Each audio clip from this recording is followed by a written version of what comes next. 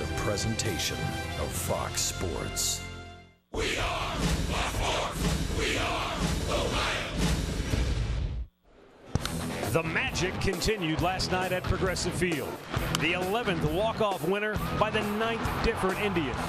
This time, Brandon Guyer, who had the first walk-off hit of his career. And not lost in the shuffle, Josh Tomlin, who made it 2 strong starts in a row as we head toward October. Tonight, a man who needs no introduction makes another audition for a second Cy Young Award. Corey Kluber opposes the Royals looking for win number 18 next on Sports Time Ohio.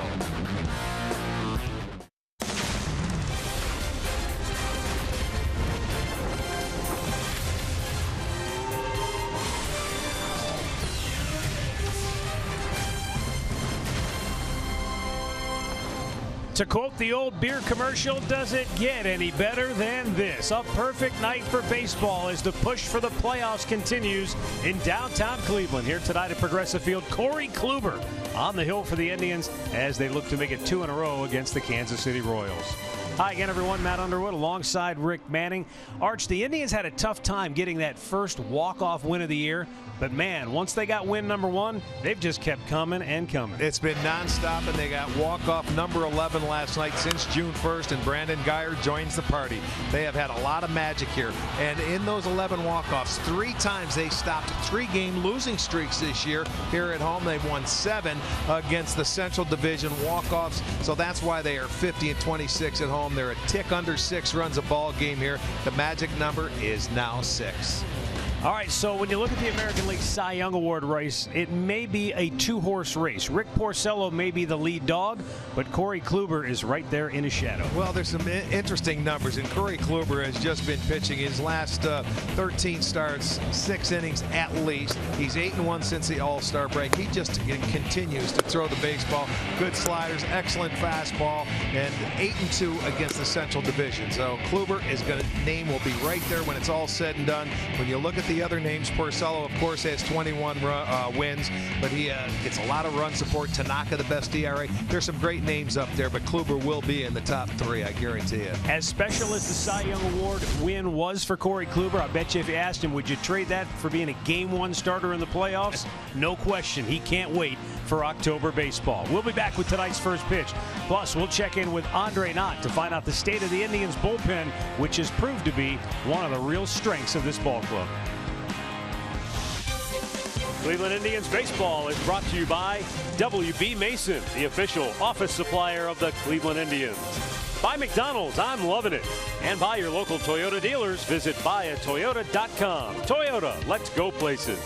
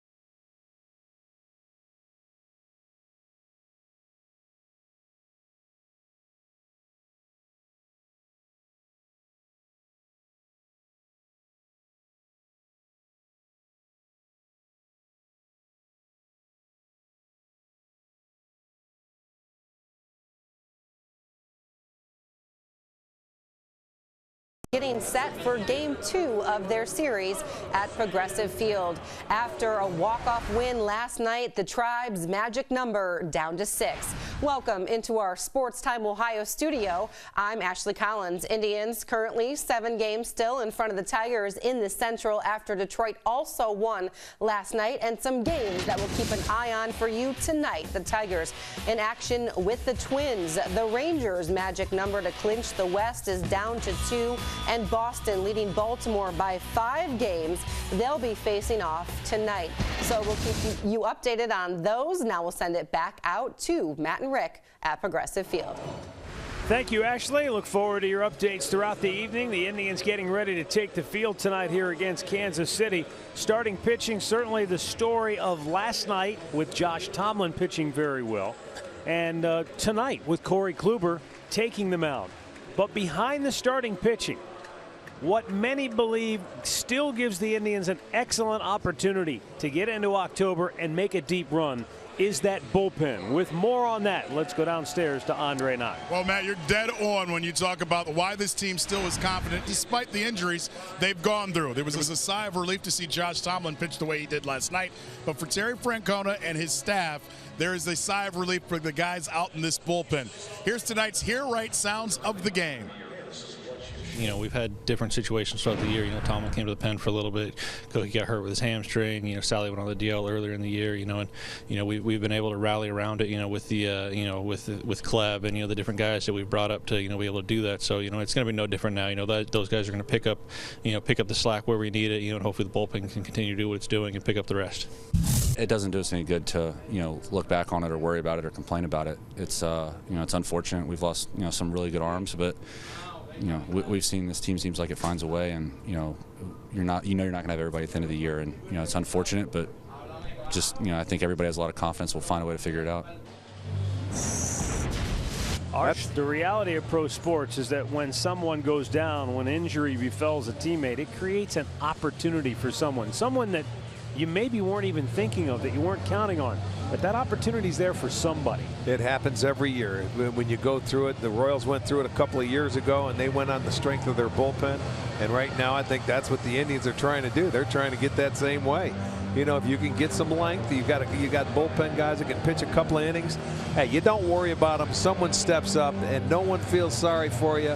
Hey, they have had a tremendous year. They play well in this ballpark. You continue to roll. They've got their ace on the mound tonight. That's all you can ask. I think it was our buddy Anthony Castrovins who wrote in his story on MLB.com. You think back to 1997, who saw Chad Ojay and Jarrett Wright coming as being the stars of that late postseason run that year? And it's somebody special, and it seems like it's just not with our club. It goes around to a lot of different clubs because, injuries, you can never predict them. And we say the key before you leave spring training, we must stay healthy this year. Well, you know what? They were pretty healthy for the year. They've had some injuries. Unfortunately, they had to lose 2 starting pitchers in the last 2 weeks. So that's a tough thing to do. But you know what? They will overcome. At least they have time to prepare.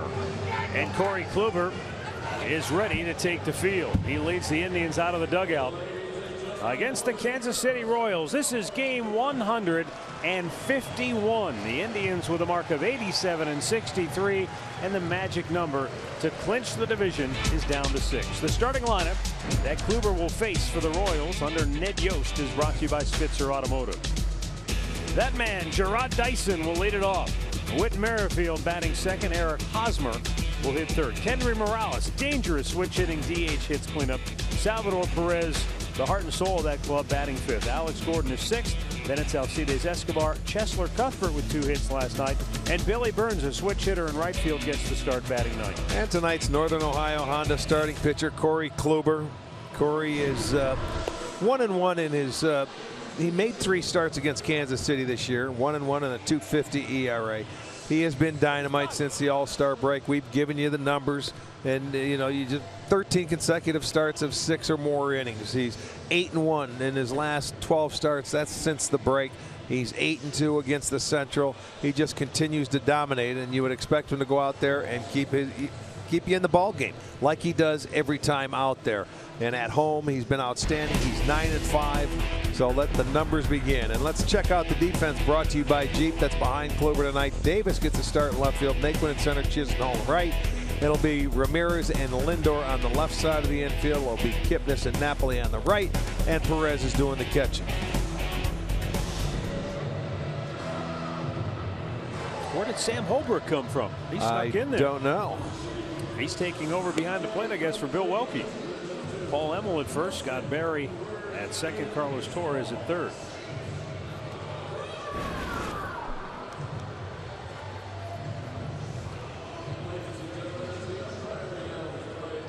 Corey Kluber ready to rock and roll against Ned Yost, Kansas City Royals, the defending world champs.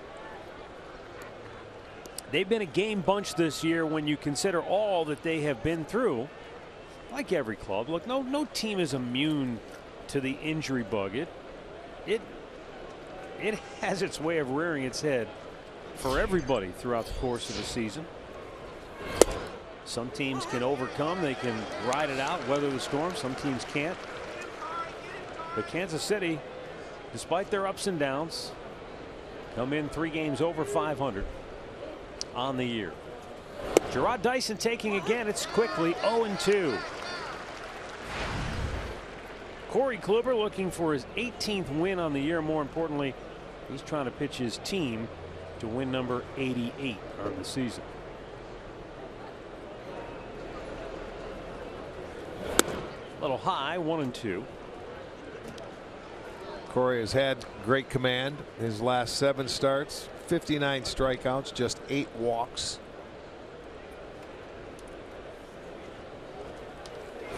Down in the dirt with the breaking ball.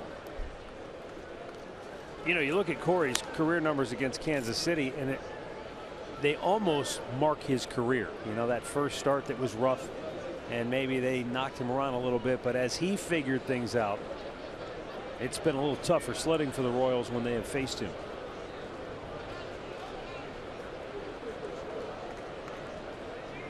But as we've said also, within the division, it's a little tougher to win. How good you are as a pitcher, you're not going to dominate usually. Look at all your divisions. You know, it's rare that you see a guy. I mean, and there are pitchers that go out and dominate, but teams make adjustments on you. Line right back up the gut, and Dyson, who was down 0-2, works his way back into the count and singles to start the game. Let's see what the pitch was and where it's located. It's a fastball upstairs, and he shoots it right back up the middle. A short little swing there from Dyson. Takes it up the middle. So the leadoff man aboard for Kansas City. They're second in the league in stolen bases with 111. They trail the Tribe. The Tribe has 126 who lead the way. But this guy on first, he's a guy that can run. 28 out of 35. He has been successful. Whit Merrifield at the plate now with Ramirez sneaking in at third.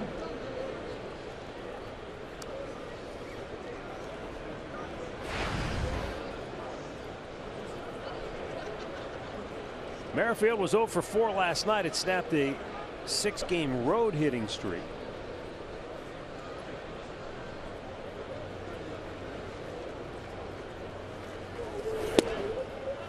And he takes a strike. Stat of the game brought to you by Buick. Indians lead the way, Kansas City behind them. Boy, Houston, you know, they're right there too, right around the 100 mark. Kansas City's always been a team under Ned Yost where they like to steal bases and run the bases. They've led the league, I think, 3 consecutive years. If it's fair, it's a tough play. Chisenhall can't get there. Bounces foul onto the track and up into the seats. Rick, you just look at the park the Royals play in, and you would think that would be sort of a fundamental organizational philosophy. We need guys that can run. Speed. They've always had good speed. It's a spacious outfield. You have to have fast outfielders. Yeah, it's not a home run hitting ballpark. They're 15th in the American League in home runs with 137. But you know, they take the extra bases. They run the bases very well. They can steal bases.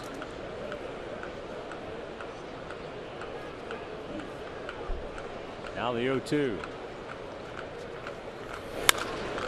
This one a little easier play for Lonnie. He makes the catch. Dyson went back and tagged, but Lonnie with a great throw to make him think twice. One away. Keys to the game are brought to you by Wayside Furniture. Give Kluber a lead. You could add to that, get him 4 runs. You give Kluber 4 runs, it is almost money in the bank. Well, and base running, here you go. Both teams good base runners when you're playing low scoring games like last night. Base running is a big deal.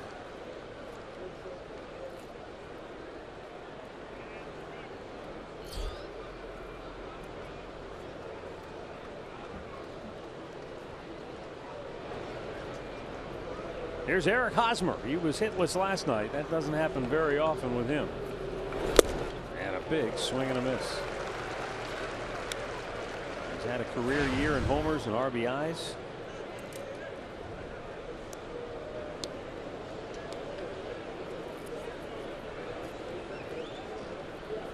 I wonder as he ages if Hosmer may profile more as a power hitter. 0-1. Runner goes. Popped in the air. Left field. Rajai Davis. Little decoy there by Lindor. I'll tell you what, he had to go back a long ways. That ball carried much further than I thought it was going to. But that's out number 2. That was a great play there as Dyson was off and running. Didn't look back to see where the ball was hit. And watch Lindor decoy him like he's getting the ball. He heard the crack of the bat. He was pretending they were going to turn a double play. Right now Dyson has no clue where the ball is. And they better tag second base because he never tagged it. They get a double play. Appeal it. He never touched second base to go back. There you go. He's out. No, you can see. I don't know if they can appeal that. He didn't touch the base before he went back. Well, you watch. He comes in here and he sidesteps the base. Goes in. Okay, he's up. He's over it, and watch, he oversteps it. Never touched the base. You got to retag the bag, don't you, before you go back? yeah, he got up and then over. Yeah, he didn't step on the base to retouch it after he goes past it. Unless they consider that not going past the base. That's a weird one. He was sort of right over top of it, wasn't he? I got to see because okay, he's on second base. He has his hand on it. Now maybe that's considered okay. His hand is on the base. I didn't quite see that. Okay. I thought they might have had a quick out there. Well, they were on it because they appealed it, but the umpire at second base, Scott Berry. He had his hand on it. Good call.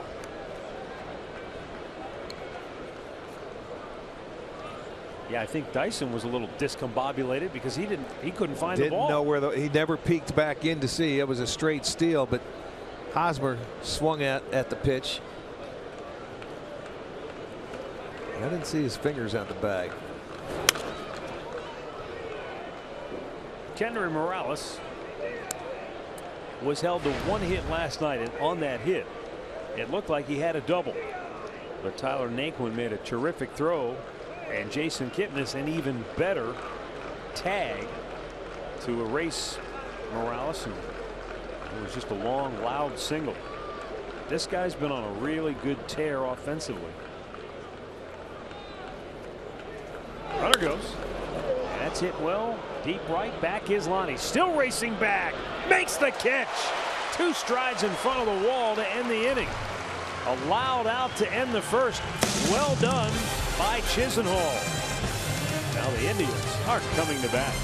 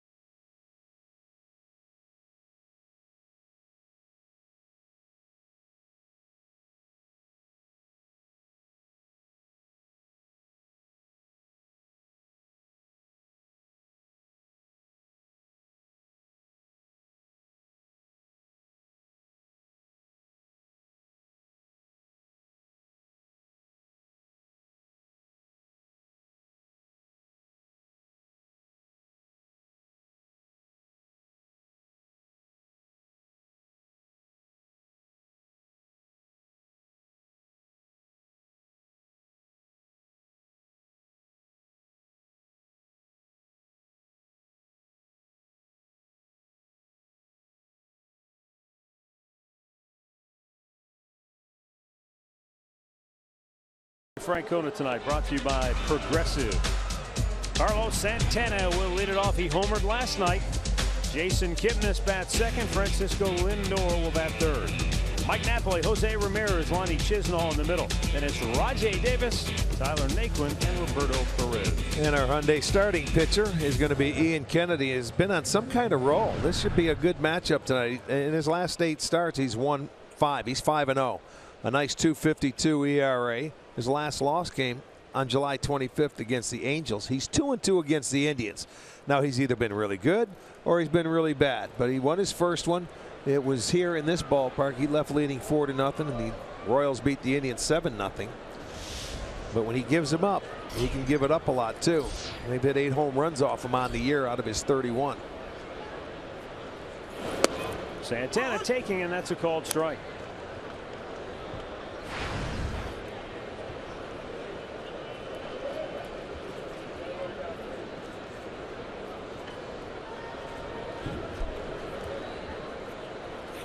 Swung on and missed. You know, he's not going to light up the radar gun, but that fastball gets on you. He will throw it up in the zone. He's got a curveball to follow that up, and also a changeup. So if he will pitch, you'll see him pitch up in the strike zone. They're going up there now. Way up out of the strike zone. That may be one reason why he's allowed 31 home runs, but 21 of his 31 are solos. And he's given up 2-run homers. He's never given up a home run this year with a runner in scoring position. Well, that keeps you out of the big inning, the crooked numbers. Yeah, I mean, the biggest home run is a 2-run homer he's allowed.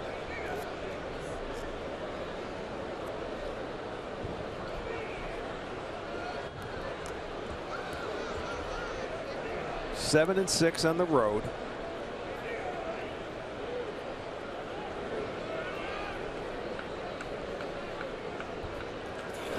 There's a line drive smash into center. Santana's aboard to start tonight for Cleveland. And Santana's a guy that can get on top of that high fastball as he does there. Takes it right back up the middle. Carlos loves the heater. Able to get on top of this one. It was all fastballs to Santana in that at bat. So now the Indians have their leadoff man aboard.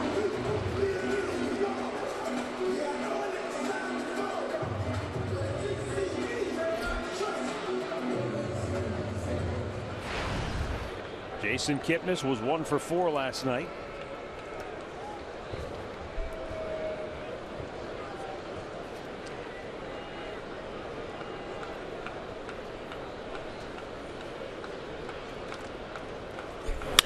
Out of play it on the left side.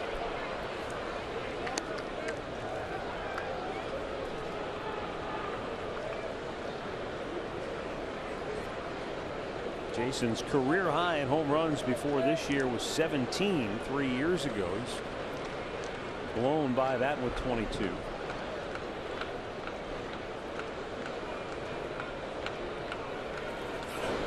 That same year he set a career high in RBIs with 84.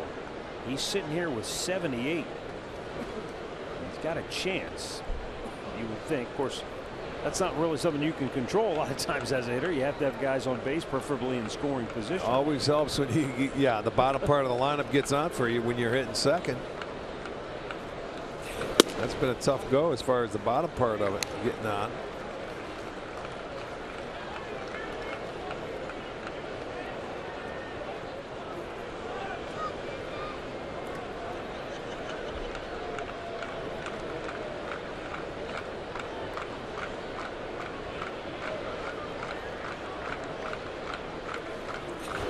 Swing and a miss. Good pitch by Kennedy. Changeup. You know, you wonder sometimes just how much of a difference is it going from the 2-hole to 3rd and 4th. Well, if this means anything to you, Arch, Kipnis is at 130 at bats with runners in scoring position. Lindor, who bats behind him, 147. Napoli, 144. Yeah, you get into the middle part of that lineup, 3, 4, 5. That's usually your RBI spots.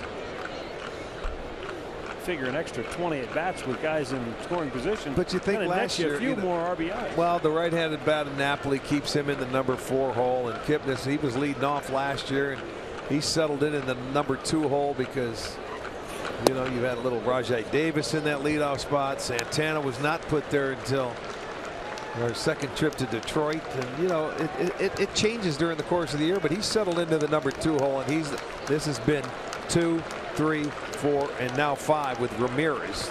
It's been like that basically every single day.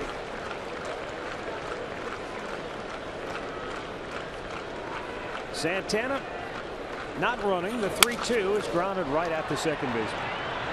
And the Royals turn the double play. Bang, bang at first. But they go 4-6-3 on the twin killer. Let's set that Royals defense for you now behind Kennedy, and it looks like this in the outfield. Gordon in left, Dyson in center. Burns gets the start in right. Cuthbert at third, Escobar at short, Merrifield at second, Hosmer at first, Perez behind the plate.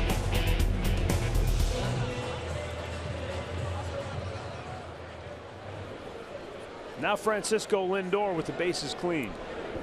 2 down.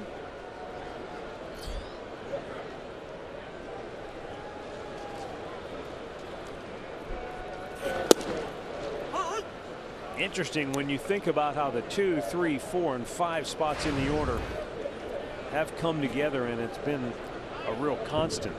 And then you go all the way back to spring training. Terry Francona really from day one would not talk about the lineup. He said, I have no idea who's going to bat where yet. And he said, well, and that's kind of the way the whole season played out. He didn't go in and show up opening day and say, hi, here's my lineup, guys. No, he's kind right. Well, everybody, you know, in spring training, they want to find out right from day one. Well, you know what? It doesn't happen that way. He literally sort of let this lineup grow into itself. That's what it does. It takes on a mind of its own. All depending on who you have. You know, they didn't know they were going to have Michael Brantley all year.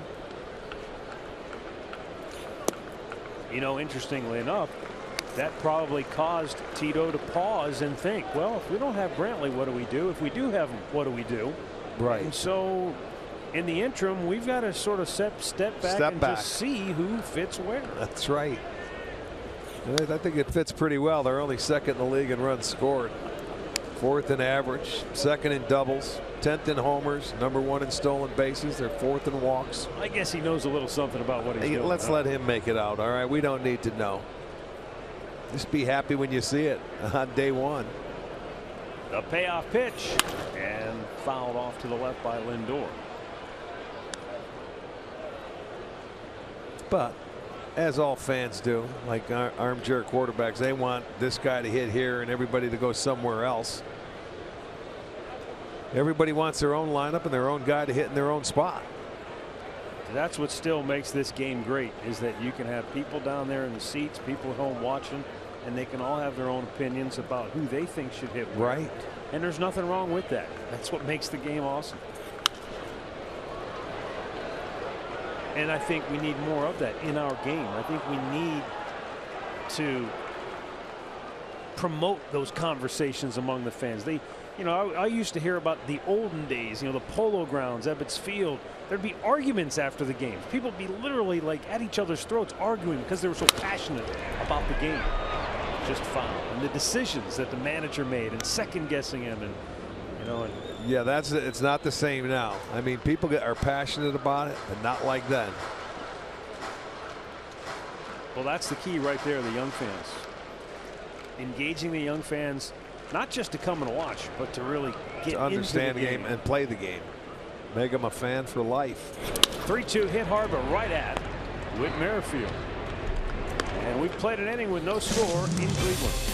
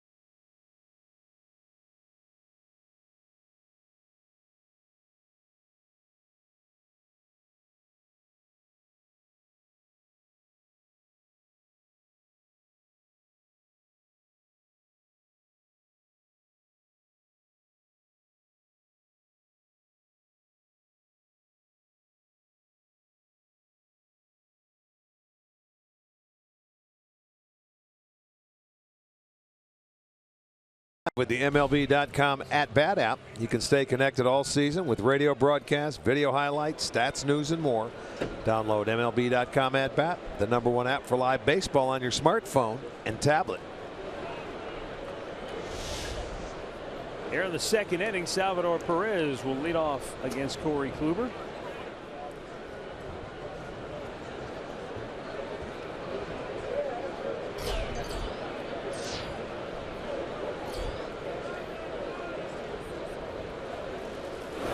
A swing and a miss. These are the matchups I really look forward to because a lot of respect for the kind of player that Perez has made himself into.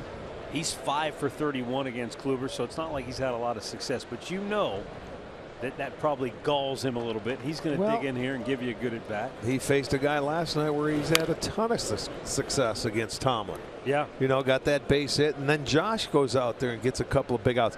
These two teams, it's really a pretty good rivalry, and it has been for the last number of years because they're very close. I mean, they play tough, good, hard games, and it's always 10-9, you know, one way or the other.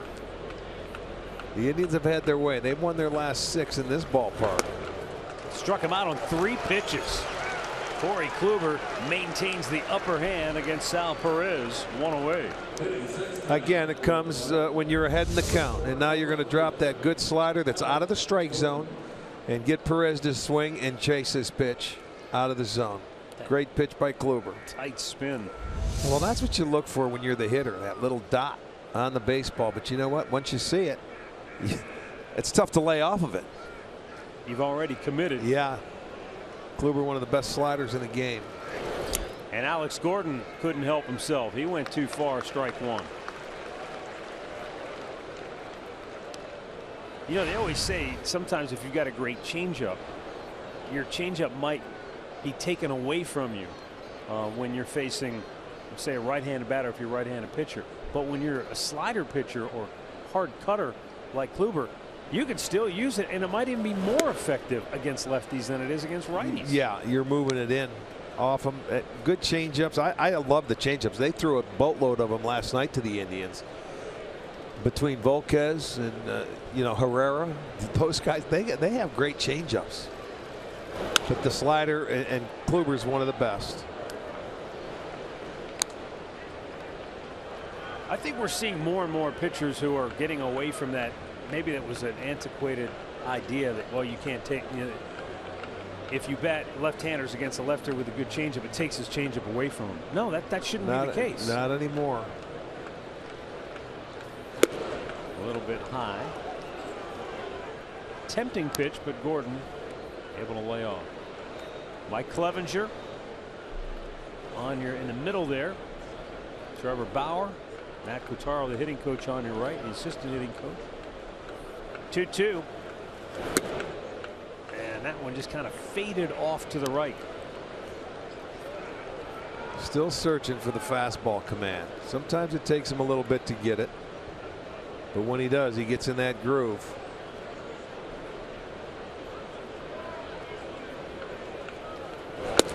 Came back with it, and no dice. Gordon able to lay off.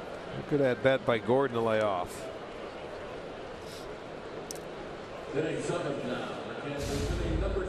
Arcia in the driver's seat. These numbers are really impressive. The last 13 starts, 9-1, a 2.28 ERA. Yeah, opposition hitting just 205. You know, that's not a lot of pitchers can get on a roll like that. That's like carrying a staff for you. You know, that's like you look at a hitter. Not many hitters can carry a team for any length of time, but Kluber is just so consistent. He's like a robot. In the air, shallow center, right center, and it's Chisenhall who makes the catch, 2 down. You figure 13 starts plus tonight, that's roughly 2.5 months. Yeah, and that's what I'm saying. If you remember earlier in the year, he started at home. He wasn't very good in this ballpark. And our starters were thinking, wow, we're hitting here, but we're not pitching. He started 1-4 in his first 5 starts with an ERA of over 5.29. Since then, he's 8-1 in his 10 starts with a 2.29. So 3-run difference, and he's turned it all around. This run that Kluber is on, I said 2.5 months. If you want to really look at it, it goes all the way back to July the 8th is when he really started this run in earnest. That was against the Yankees, wasn't it? That was right before the All-Star break. Right. It was July the 8th when it began. Coming off a rough outing in Toronto when he went 3 1/3 and allowed 5 runs in that ball game. But boy, ever since then, whew, he has been stingy. Got in on him, popped him up. Lonnie Chisenhall again in right field. Inning over. No runs, no hits, 1 left. Middle of the second, scoreless in Cleveland.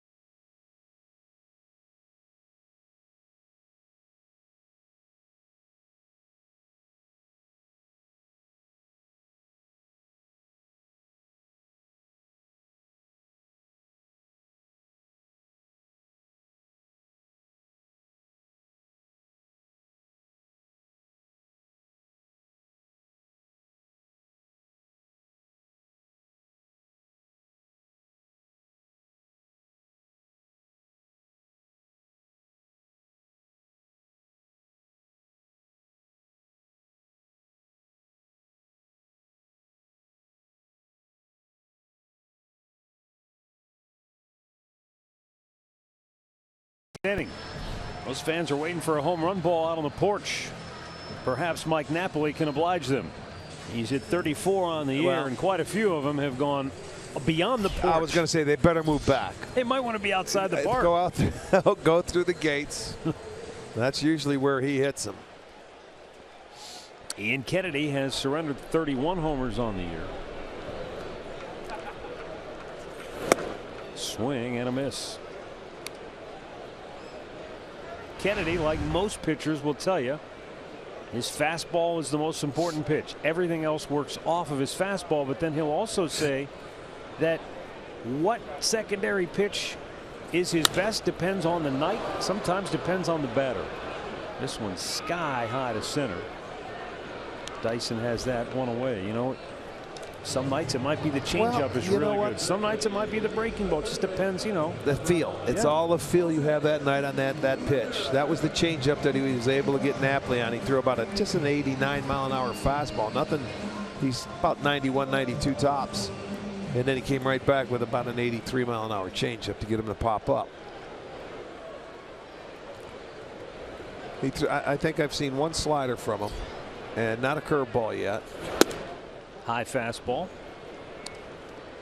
And he's not, for a right-handed starter, not a big guy by any means. No. He's barely 6 feet tall. No, he's durable. He goes out there. He doesn't miss many starts, I'll tell you that. That's one reason why Kansas City went out to sign him. His 31st start of the season.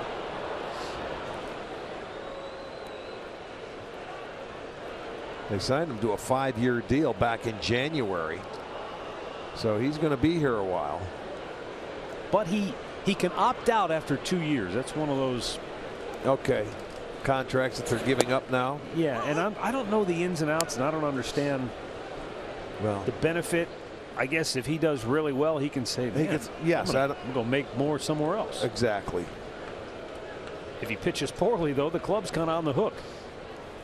So I'm not sure. Or if he gets hurt. Well, who knows? I don't we see don't the know benefit for the club. You know, it's almost like, yeah, and if you do really well, you can even leave. No, but we don't even know if that's the true contract.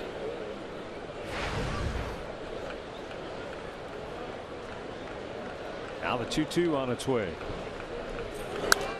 Out of play. Boy, right now, I think the approach, watching Kennedy in the first inning and second inning, you better take him the other way. He's getting a lot of hitters out in front, off the end of the bat, and I think he watched last night. Edinson Volquez threw a lot of changeups and had success.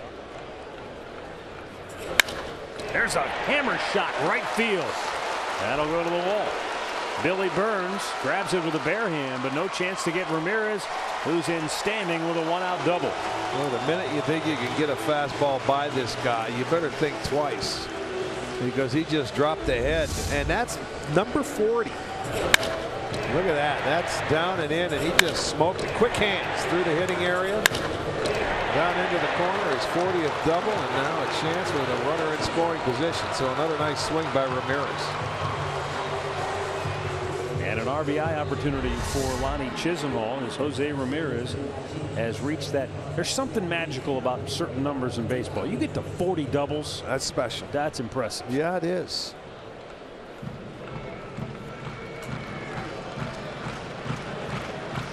You know, the way the infield and everybody plays shifts nowadays, and for Ramirez, they don't.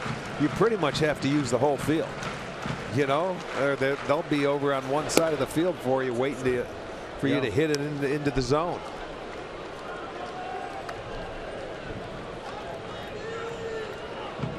Lonnie Chisenhall on the season, a .305 average with runners in scoring position.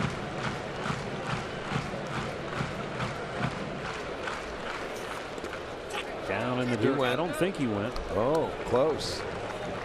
Carlos Torres agrees. 2-0. Well, he did hold up. Looked like he hurt his wrist doing it too. He winced. Yeah, he didn't look all that great. He appears to be okay.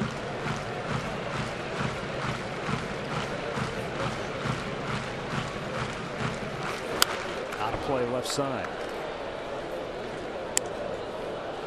Lonnie over his last 12 games has 12 hits.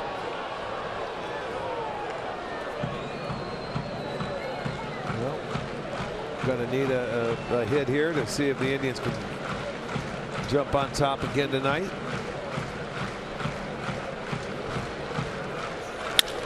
And there's a base hit in the right field. Ramirez coming around third. They're going to wave him home. Burns throw cut off. And the Indians will play from in front. They score first. They are 59-19 this year when they score first. Well, Lonnie, good off-speed hitter, and he gets the changeup, and he pulls it. He's not out in front. This one was away. Gave him a little swinging room and hit it right on the nose, right on the button. Got it past Merrifield, and Burns out in right field tonight. Orlando started last night, and he doesn't have the same kind of arm. And Mike Starbaugh is going to be aggressive. Let's go. We're going to score. We're going to take the lead, and we are playing from in front. Chisenhall's 56th RBI. So back-to-back hits for the Indians. And the Indians' 6th consecutive game in which they have scored first. Rajai Davis, the batter. Takes inside, ball one.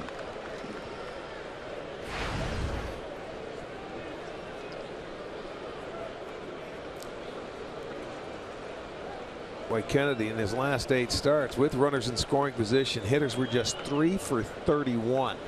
So he's been really tough. So that's a big hit right there by Lonnie Chisenhall.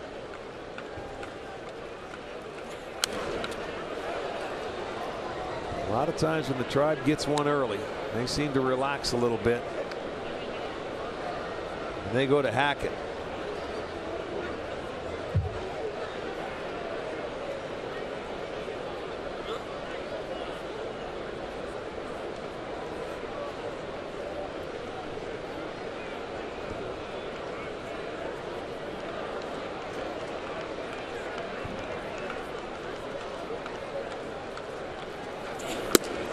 tight. 2-1. Rajay Davis, he's got the Lonnie Chisenhall fever, which is, he's been aggressive. He's trying to hit his way on. On base percentage has suffered over the last 10 games. His on base percentage just .219. Swings through it, 2-2. Here's the elevated fastball by Kennedy. Gets it just above the belt. I mean, and it's a great looking pitch when you're the hitter. But when it's up above the belt, as we say so many times, it's tough to get the barrel head of that bat to the baseball. You take a good cut, you may foul it off, but it's tough to get on top of it, to line it someplace to get a base hit.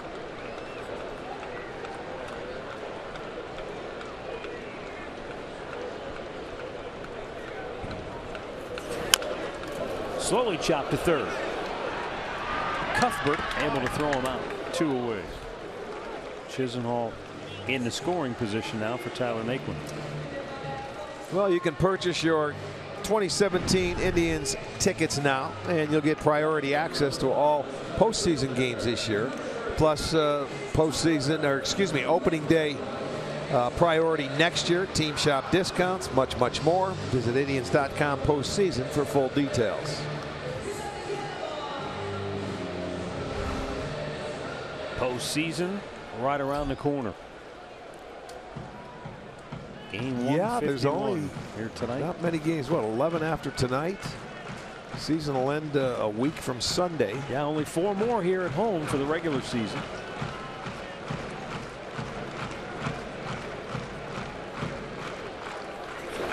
Fastball strike to Tyler Naquin.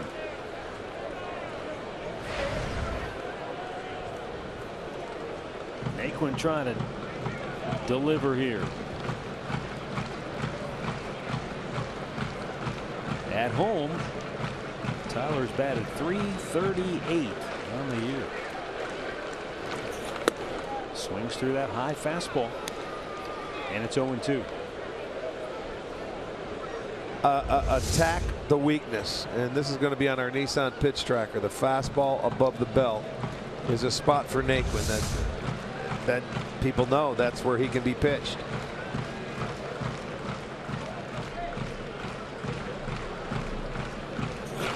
Went up there again. Naquin drives it that way. Gordon makes the catch. Inning over. Well, Lonnie Chisenhall delivers. Ramirez scores, and the Indians lead it.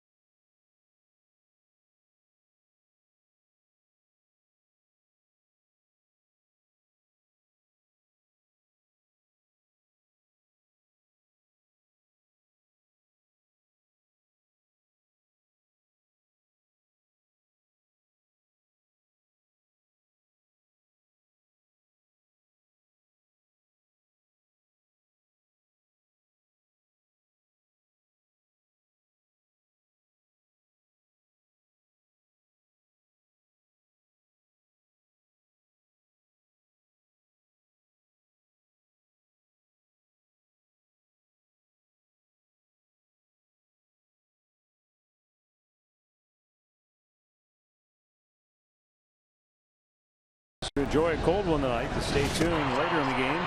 for Miller Time, brought to you by Miller Lite.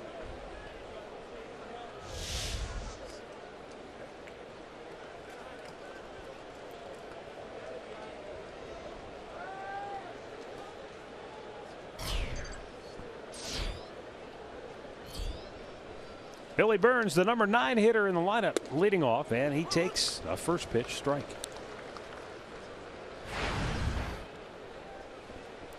Burns came over from Oakland at the trading deadline and exchanged for outfielder Brett Eibner. And he swung and missed at that nasty oh my goodness, Corey Kluber cutter slider.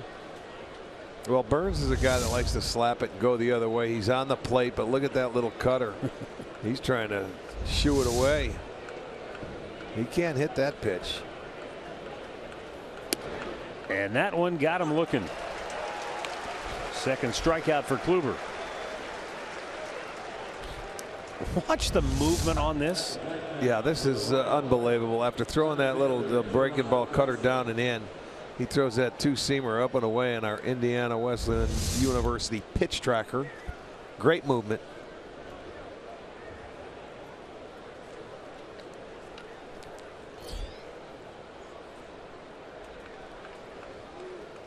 Down and in at the back foot of Gerard Dyson, who slapped a single up the middle his first time up. Only hit thus far for KC.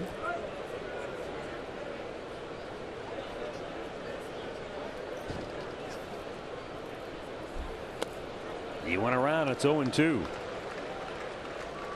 like he hurt his wrist. Look at him shaking it out.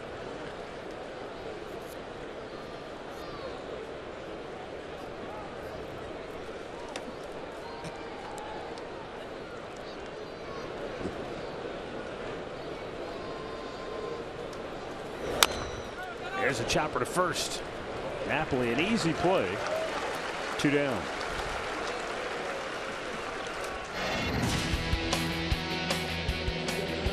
Our great clip of the game from last night, Josh Tomlin. The right-hander went 6 2/3, allowed 1 run on 5 hits, did not walk a batter as usual, struck out 3, 84 pitches. Another special night for Tomlin. It's not lost on him what the current situation is and what he needs to do. Well, he's going to be a part of it, and he's going to be a big part of it. I don't think anybody is happier for him than his manager. He says he just needed a little blow to take care of, you know, just relax, step outside and take a moment, and he's back, and he's right into the thick of things. His last 2 starts have been very good.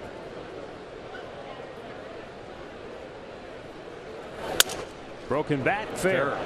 Right over the bag and down the line it goes. Merrifield will think about second, but he'll hold right there. Well, he couldn't have rolled that out any better. Right off the end of the bat, you knew it was cracked as soon as he hit it. But Napoli off the line. Good pitch. That thing went right over the bag. Look at that. Knapp off the line. Goes in there for the second hit for Kansas City. A 2-out single.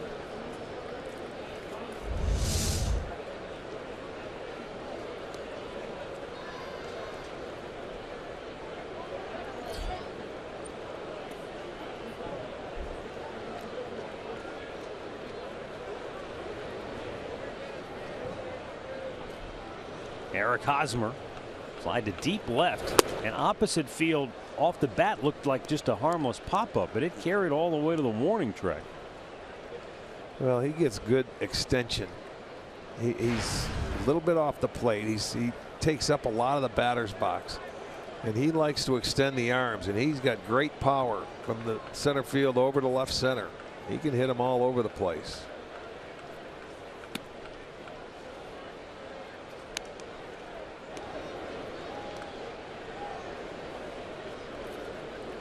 There you go. Hits by direction. He's not a pull hitter. He likes that ball middle away so he can do some damage and extend the arms. I would think that cutter would be a good pitch for him occasionally to keep him honest on the inside part of the plate. that was it. I thought Tomlin was exceptional last night at not allowing him to extend his arms. He had a great at bat where we thought he had a chance to walk him with first base open. There's that cutter in, and you can see how that barrel head, he's got to really get it around. And he topped it. But the one at bat with Josh Tomlin where he threw that cutter in and he got down on the trademark where he flew out to right field. Very big at bat in the ball game. That came in the sixth inning, the last out of the sixth inning.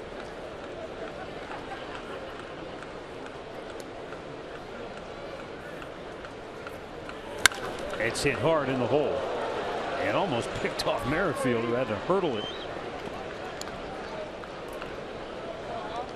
And back-to-back singles for KC. This is going to be the slider, not the cutter. And you can see it spinning up there, and that one stayed up. He gets on top of this one, and the only thing he can do with it is pull it. And holy smokes, that went right between his legs. You're right. I didn't realize it was that close. He was lucky to get out of the way of that. So back-to-back singles now with 2 outs. That'll give Morales an opportunity.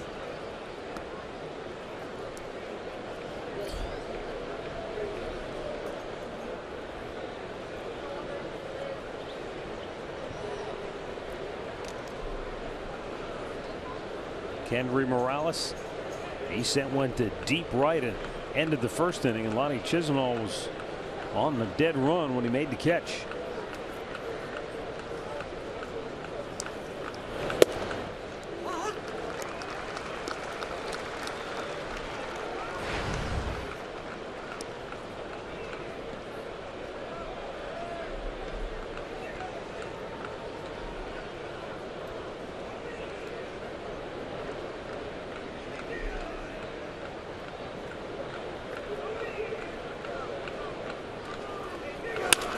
Hits it the other way.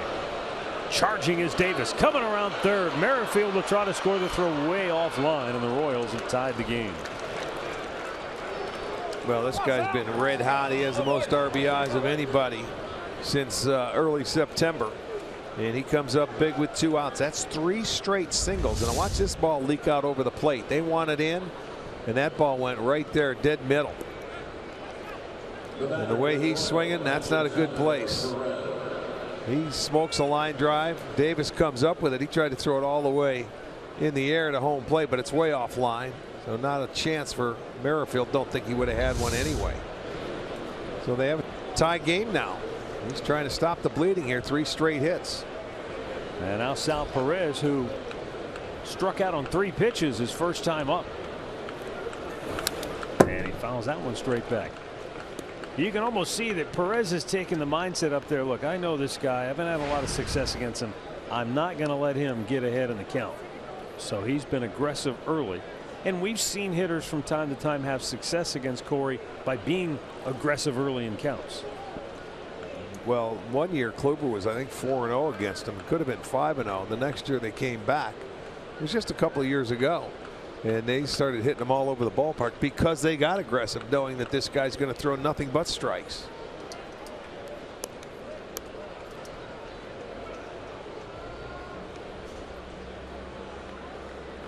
He's been up in the zone, though, early in this ball game with quite a few pitches.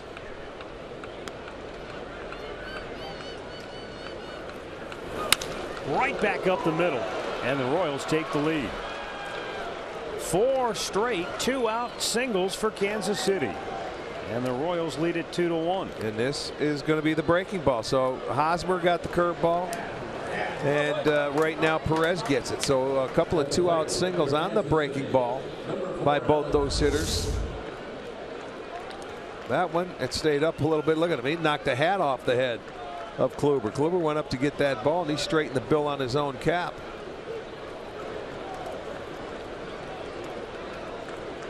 He stayed on that pitch nicely. So Kansas City takes the lead now.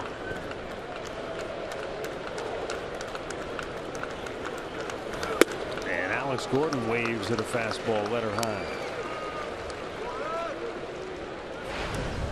Gordon last night was 2 for 3, including a triple. And he's trying to keep the carousel turning for Kansas City, while Kluber is trying to get out of the inning. Well, how do you like this? The first time through the lineup, Kluber had 7 of the 9 outs on 3 pitches or less. He hasn't got to 2 strikes on a hitter the second time through.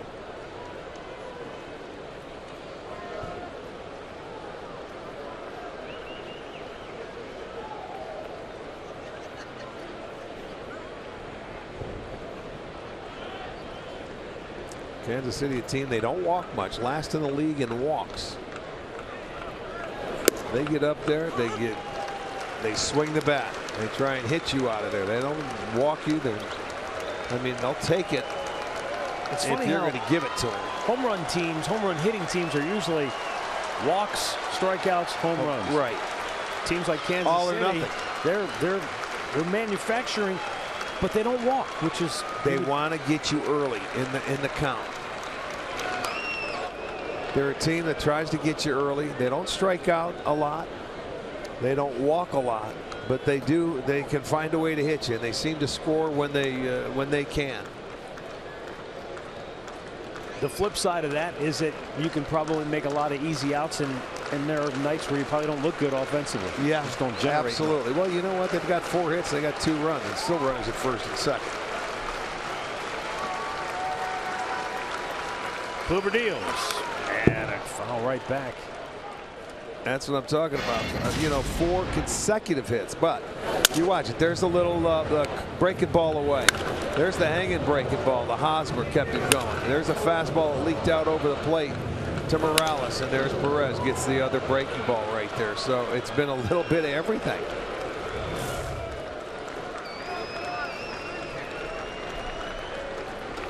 But Corey's still in a good chance, in a good position to limit the damage here. Did he go? No. It was close. He went, says third base umpire Carlos Torres, and the inning is over. Gordon can't believe it. He'll take a slow walk back to the dugout. Umpire says you're out. Inning over.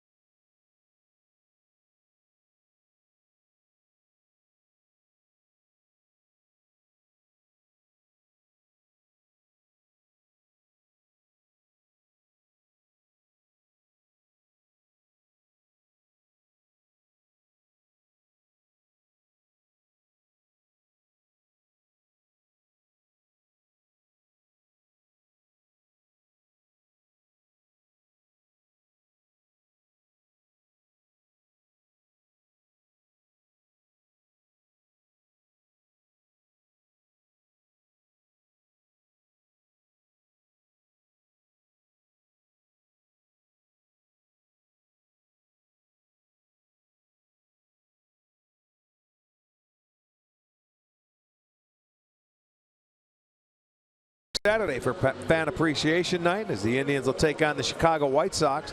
It'll be $1 dogs. You can grab a schedule poster and watch post-game fireworks. Just go to Indians.com for your tickets.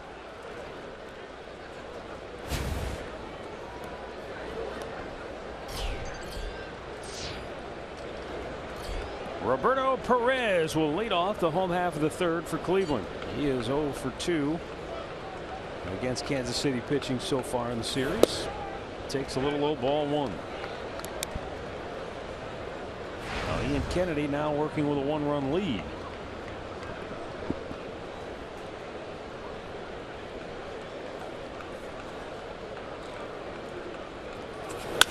And a line Line drive single into center field for Perez, and the Indians get their leadoff man aboard for the second time in 3 innings. Well, the Indians now 4 for 9 the first time through the lineup. He gets that heater right down out over the plate and takes it right back up the middle. That to me is the approach against Kennedy. Try and stay on the middle part of the field with that changeup he's throwing. For the first time, it's basically been a lot of fastballs and changeups. We'll see if that changes the second time through. He does have a slider, and he's got a pretty good curveball to go with it.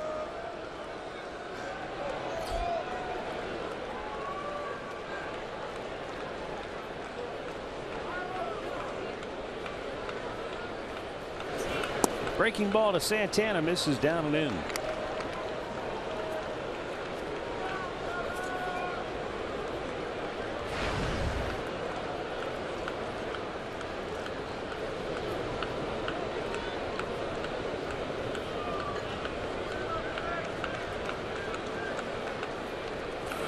There's a slowly chopped ball through the middle. Sounded like it might have broken his bat, but it works perfectly, and the Indians have 2 on with nobody out. Well, that time they didn't have the full shift on Santana left-handed, and Escobar was over on that side. And usually that's where a lot of teams play Santana, and it would have been right into the strength of the defense with the umpires playing. But it breaks his bat. It's back-to-back singles, and back come the Indians. Santana now 2 for 2.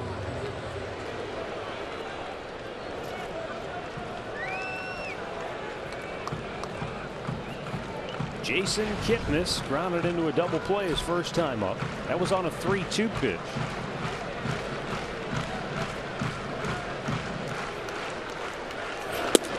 And he takes a fastball for a strike.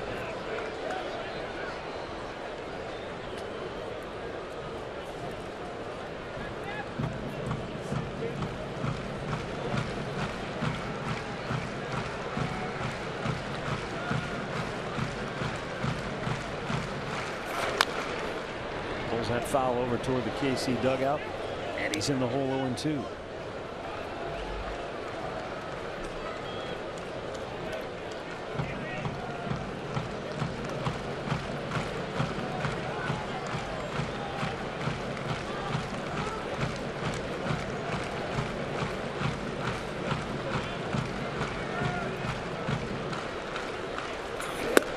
Strikes him out on 3 pitches, so Ian Kennedy goes to work here. Yeah, that was he went to work all right. He threw him the first pitch fastball. Kipnis, I think, was upset at himself because he took it. That was the best pitch to hit. Swung at a slider down and in and elevated the fastball. He really went to work and did it in 3 pitches to get the first out. Well, that's going to bring up Francisco Lindor, and we're going to go down to Andre Knott. We've all had the discussions over the last few days about Francisco Lindor looking a little tired, maybe a little fatigued. Talked to Terry Francona about it tonight, and he says, yeah, there's times where you can see it, but he says he also wants people to realize this is the first full season that Lindor has played, and the one thing that he goes to is his defense still some of the best in the game, so they'll deal with what's going on at the plate and get him through it at some point in time. No question. It's all a part of the learning process. I agree. You go out there, you're playing the most demanding position out there at shortstop, and he's been outstanding there. Gold glove caliber. You know, your hitting is going to fail sometimes, but you find other ways to beat it. Well, he's not going to get out of a slump by sitting on the bench either. Yeah, well, there's no, you know, I don't know. You call them slumps. I see he's over 300. That's a tough slump. Well, I mean, he's 3 for his last 35. That's the slump we're referring to. You know, and for Lindor, it's a situation where, look, he's counted on heavily. Yeah, he's still a young player, but he's batting third. He's playing the shortstop position. He's just, if anything, offensively, he's trying to be too aggressive. Instead of letting things come to him, he's trying to take things on his own, and he's getting himself out a lot. And isn't that really the very essence of youth? That's inexperience. That's what happens when you're in your slumps, or you're not swinging it like you should. I'm going to hit my way out of this thing. Uh-huh.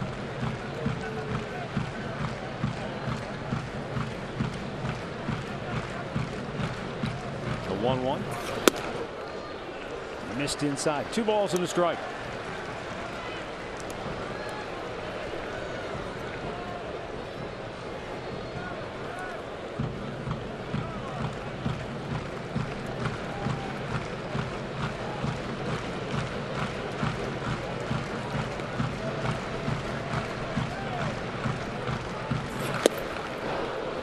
Kennedy with a well-located fastball throws it by him, and it's 2-2.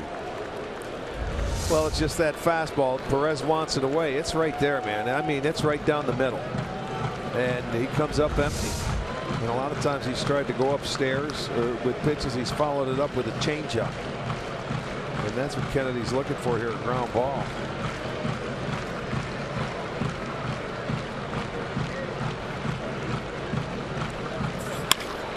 In the air to center. Dyson backing up, making the catch. And there are 2 down.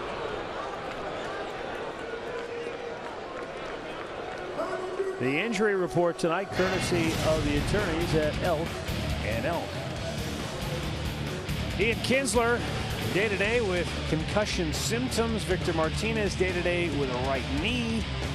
And the Giants, those are 2 injuries they really can't afford given their predicament. 5 games out in the West and in a dead heat for the wild card race. Yeah, that's heating up over in the National League side of it, isn't it?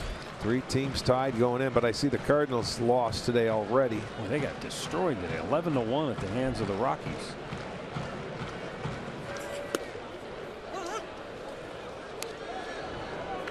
I guess those injuries you just referred to with Detroit, those are a result of the series finale here. Yes, they are. Sunday's ball game. Yep.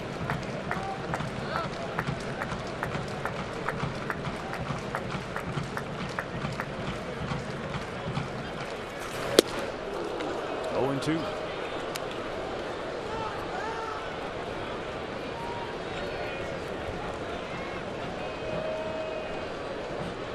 Ian Kennedy gave up back-to-back singles to start the inning. But a 3-pitch strikeout, a harmless fly ball to center field. And now he's got Napoli 0-2 and just missed. Boy, he went out there and tried to throw his best fastball right on the outside edge. It was maybe the best one he's thrown all night.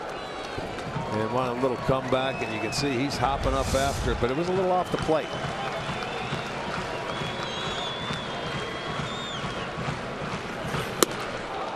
Another strikeout, and the rally fizzles. 2-1 Royals after 3.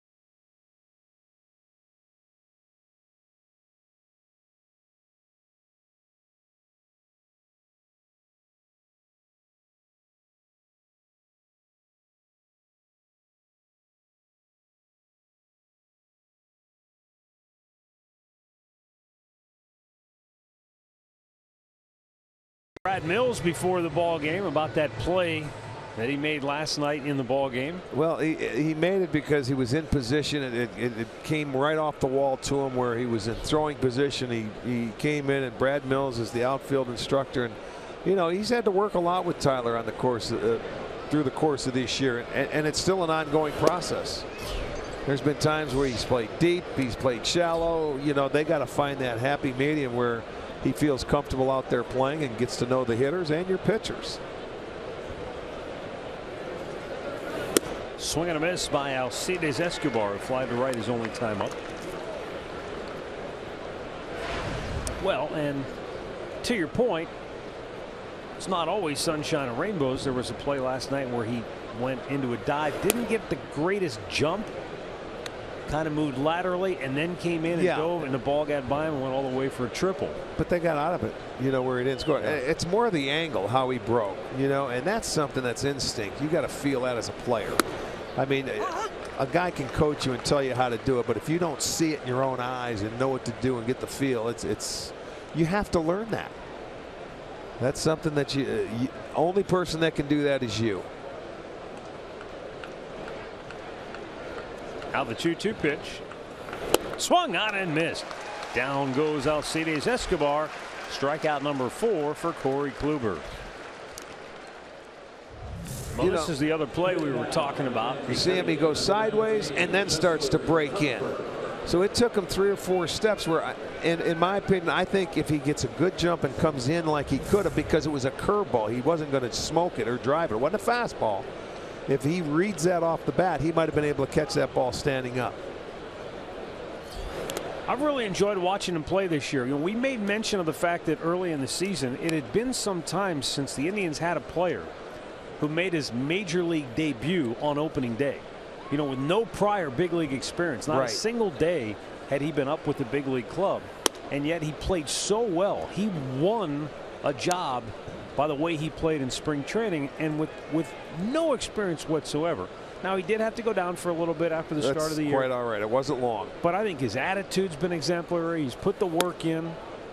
Hey, he's right there for Rookie of the Year. He's got. Absolutely. He's going to finish in the top 3, regardless, when it's all said and done. If he's got one last push here offensively, but he's right there. He's in the hunt. 3-1, and he's done all this on a club that's contended all season long and has been in first place, what, almost 100 days out of the season. 110. Yeah. 110 consecutive.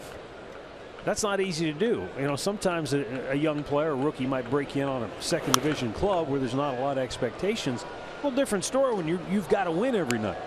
Indeed. He's had some really exciting moments. Well, we gave you the numbers last night as far as this outfield. Platoon system, whatever you want to call it, how Terry has put guys in and plugged in the system. This outfield is as good as anybody overall in all of baseball, believe it or not. Just missed. Somehow Cuthbert able to take, and it's ball 4. Second walk issued by Kluber. That's a pretty darn good take right there. He laid off of it. Had 2 healthy cuts after Kluber fell behind. So often Corey will throw that with 2-seam movement and it'll come back over the corner. That one, I don't know if that was just a straight 4-seamer, but it didn't have any of that backup movement. Well, here's Billy Burns, who was no match for Kluber his first time up.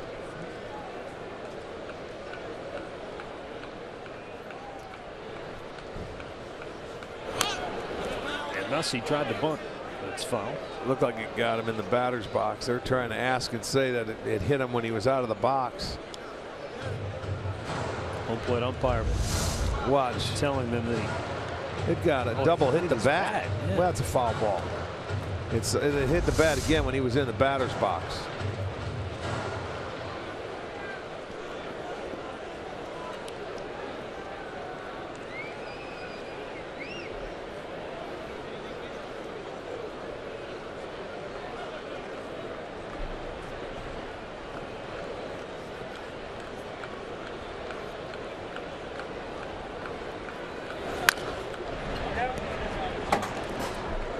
The count on Burns.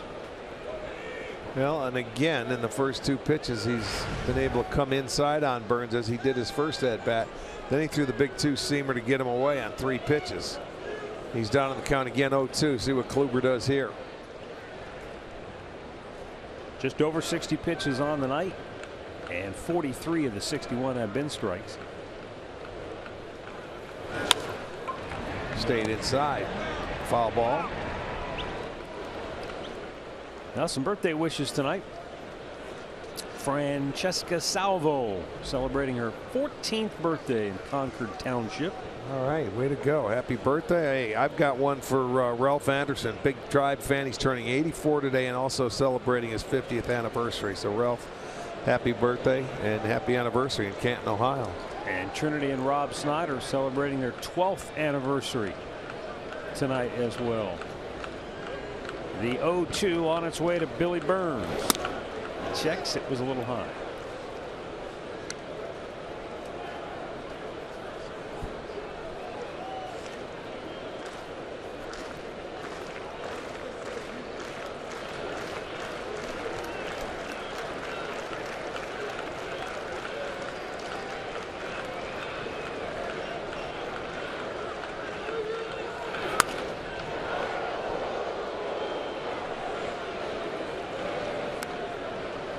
Burns is maybe the type of player that will fit in well in Kansas City, given his versatility, switch hitter, outfielder, speed. He led Major League rookies last year with 26 steals. He also won the AL rookie batting title when he hit .294. He flips that one, and Kipnis can't get to it, but he plays it on a hop beautifully. And throws out Cuthbert, who just got caught in no man's land because he couldn't read it. Well, he couldn't do anything about it. He didn't know if Kipnis was going to get there or not. And this ball, he tried to pull it over, and I don't know, man. He hit a changeup. That ball had so much spin on it. Look at it, got so deep in his catch. And look at, he didn't know what to do there. He didn't know if Kipnis was going to catch it. And that's just a tough base running call right there with your Cuthbert on this play.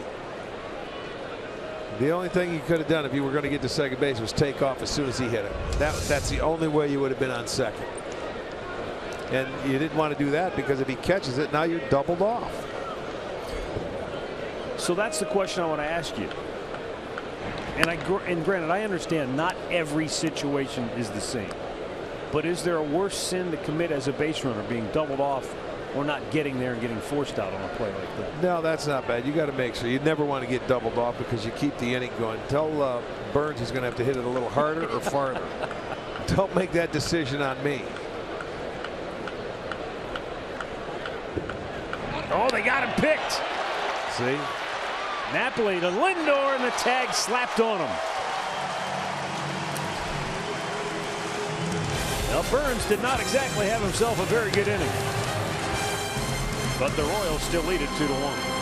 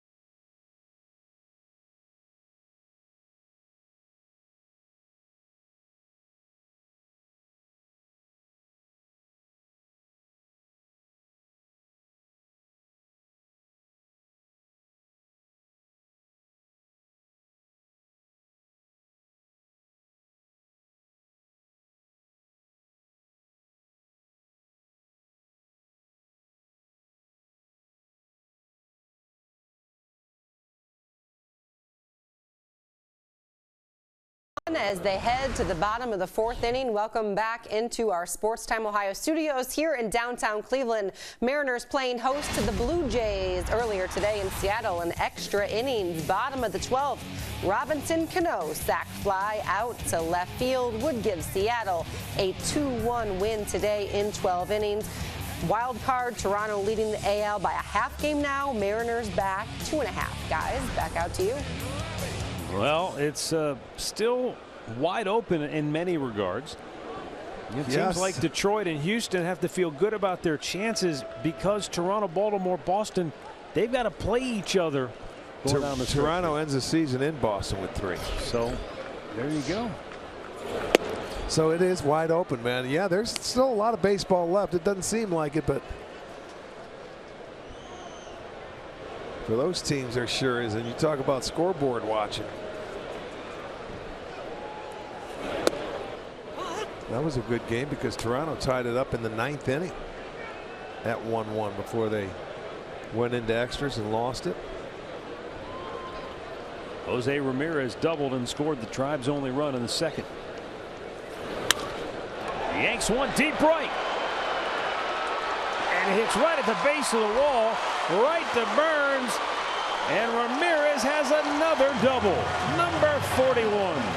Well, he was able to get Kennedy in his last at-bat on a fastball down and in.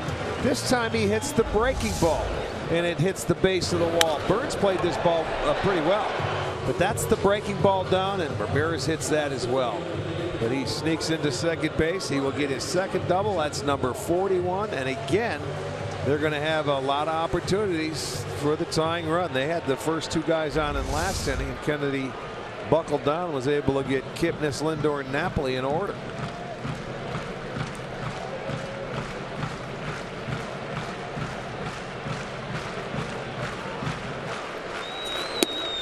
Missed inside, ball 1. And after a 1-0 count so far that Kennedy has thrown to the Indians, they're 5 for 6. 5 of their 6 hits have come after a 1-0 count.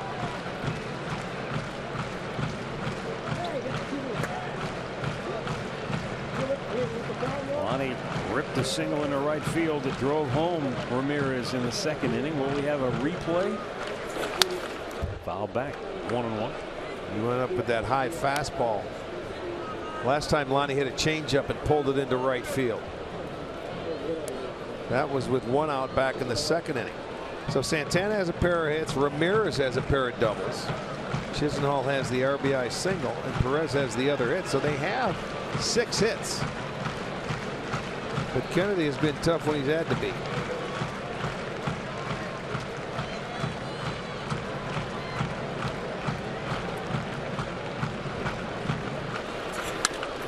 High pop on the infield, and Cuthbert, the 3rd baseman, will make the catch for out number 1. T-Mobile, greater coverage of baseball. Brian Dozier, 23-game hit streak. Freddie Freeman at 25. Wow. Dozier and the Twins just underway at home against the Tigers. Pretty, look at those numbers. Those are pretty impressive. Both very, very similar, except Dozier has 11 home runs. Rajay Davis trying to deliver. Grounded out in the 2nd inning.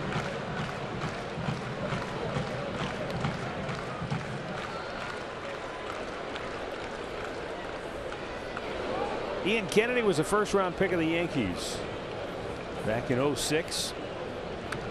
Grew up in Huntington Beach, and New York drafted him out of USC. And it didn't take long.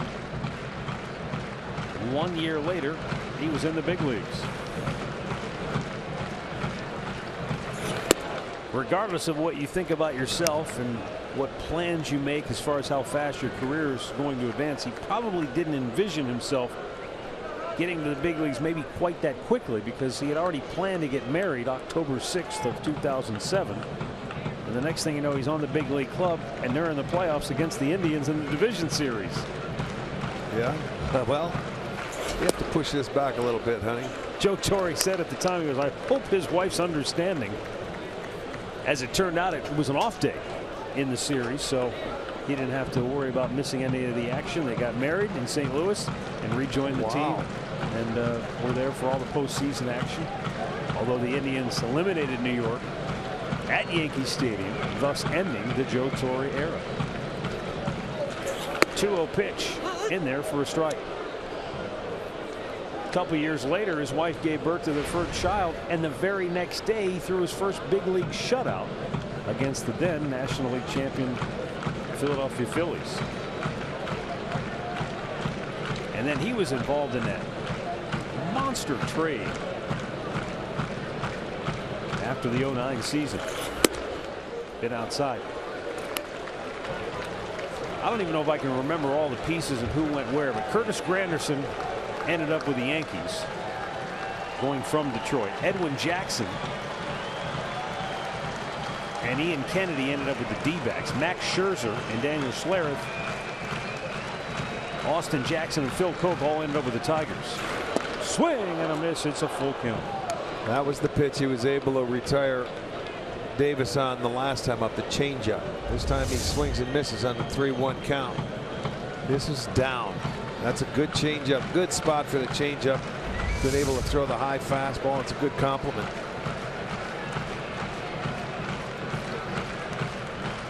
Payout pitch. Back out of play. Kennedy had a couple of decent years with the Diamondbacks, but kind of faded toward the end of his time there, and then they went to San Diego. The one thing about him, if you look, he's a trooper, man. He goes out there 30 starts every year. I think 7th straight year where he's had over 30 starts. I'm sure that's something that was really enticing to Kansas City. Yeah, especially when their bullpen logged the most innings last year. So you need guys that'll give you some innings. Yeah. They went with Chris Young last year and some guys that they've mixed and matched, and you can see 234 starts. He's above the 500 mark. His ERA is under the 4. He's not going to complete a whole lot of games, but who does anymore? Give me some innings. Take me deep into the ball game. 6th, 7th inning, preferably. But you don't have to pitch as long in Kansas City's bullpen. Well, here he goes again. He gets back-to-back pop-ups on the infield, and he's got a chance to get out of it. Boy, he's mixed his pitches well to the Indians hitters when he's been behind, when they get runners in scoring position. It's the same thing as last inning. They get them in scoring position and they don't move.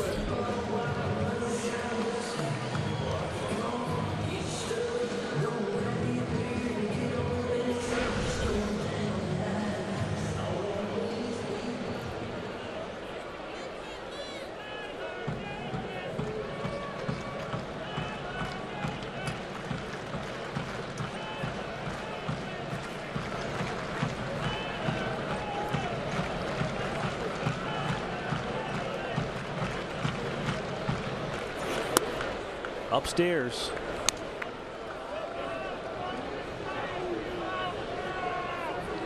Maybe because of his size. I'm not comparing stuff, but he reminds me a little bit of Jake Peavy because of his competitiveness. He's not overpowering in any way, but you can see he knows how to compete when he gets into a tough spot here. Yeah, he doesn't snort and yell and scream on the mound like Jake does. But maybe it's that little leg kick he's got up there at the end. At the end, yeah. Delivers the pitch. And again, there's something to be said for a guy that can make a big pitch when he has to. Absolutely. And Perez is going out there right now with first base open, just to remind them we've got the right-hander on deck. Don't get too carried away. You make your pitch. That's fine. And if you end up walking them, that's not that bad at all. We'll take our chances. Meanwhile, if you're Tyler Naquin, you got to really shrink your strike zone here. Right. Just, yes. Get very disciplined. Shrink your strike zone. Look for something you can hit. And don't help. And it's 3-0. I'd be surprised they even throw him a strike. On the year. They're going to put him on the year. Tom Bochenek says the opposing hitters are batting a .190 when they have runners in scoring position against Ian Kennedy. Yeah, I told you his last 8 starts he's been lights out, and then Chisenhall got the base hit. They were 3 for 31 before Chisenhall's hit. So another opportunity. This will be for Roberto Perez. Remember, he led off the 3rd inning with a line drive single to center field, but a different situation now with 2 on and 2 out. This is where Kennedy tends to be at his toughest.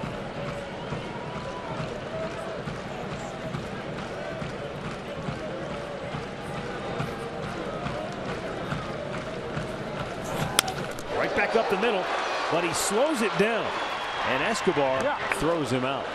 Where'd that get him? I think he kicked it, but I'm not 100% sure. Indians strand a pair. Royals lead it 2-1.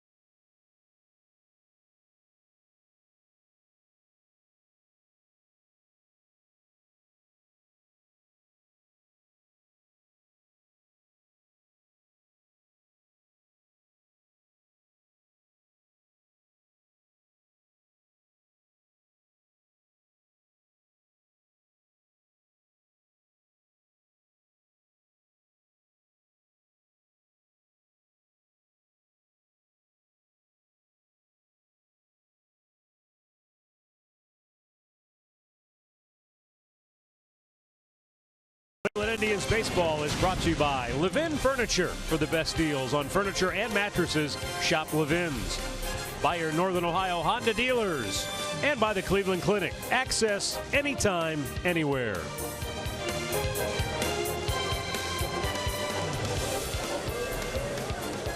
Two-1, Kansas City leads it. Take another look. Watch Ian Kennedy. Which leg is it here? It's the right leg, right off the front leg. Boy, it took a great bounce for him too, right to Escobar. An easy time throwing him out, but it's too bad. Would have been up the middle for a base hit if it doesn't hit him. Jarrod Dyson with Jose Ramirez on the grass at 3rd. You asked earlier, I haven't had a chance to get back to it. I waited until Dyson came up. The quote that he became famous for in Kansas City was a post-game interview, and he said, they asked him about his speed, and he said, that's what speed do. Yeah, that's right. And Ned Yost says of Jarrod Dyson, he said, you know, there's different kind of speeds, and he said, then there's Dyson fast. Yeah. He said he's the fastest guy I've ever been around. And Jarrod himself said, I'm not much for that 40-yard dash time thing. He goes, I think I'm maybe top 3 in the league, but if there's somebody faster, I want to race him. Yeah. Well, why wouldn't you? I'll tell you what, that guy on his team might be an interesting matchup. That would be a lot of fun to watch. Terrence Gore. That's what speed do, man. Andre? Speaking of what speed do, Gore was a big topic in the clubhouse, the Indians clubhouse, before the game today. And talk about that base that he stole off of Andrew Miller and Roberto Perez last night on the first pitch. I was talking to Rajay Davis about stealing bases, and we'll get to that later because there's a cool number I want to give you guys on him. But I asked him about that, and he goes, you know, that was a sidestep in a 97-mile-per-hour pitch. He goes, the only person that could do that in this building is me. He goes, I appreciated what he did. He goes, now I wouldn't have took third base like him because he goes, he didn't give a stolen base for that. But it was bang. He appreciated what Gore was able to do, put it that way. Well, you're right. I mean, you watch other people that are as good at the craft as you are, and it's fun to watch. Down goes Merrifield. Strikeout number 5 for Corey Kluber.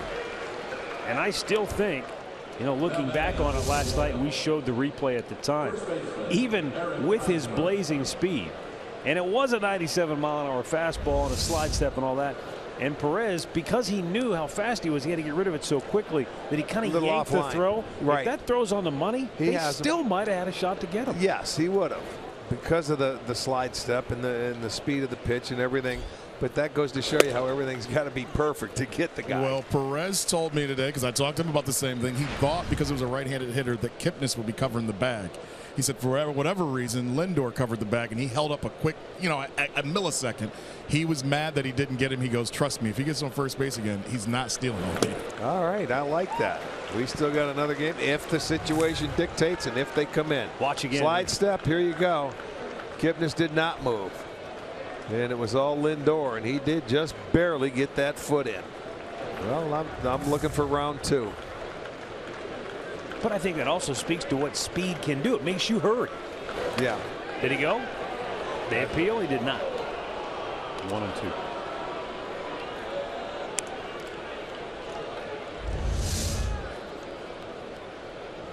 Ooh. Yeah, well, you get the big leg kick. It's Hosmer. He doesn't go. The other guys do. He doesn't. Kluber looking for a 1-2-3 inning for the first time tonight. 2-2. See, that's a pitch when you face Kluber before, or you've had a number of at-bats against him, you're able to take it. But when you don't face him a whole lot and you see it with 2 strikes, that's a pitch you see a lot of hitters swing at. Hosmer tops that one.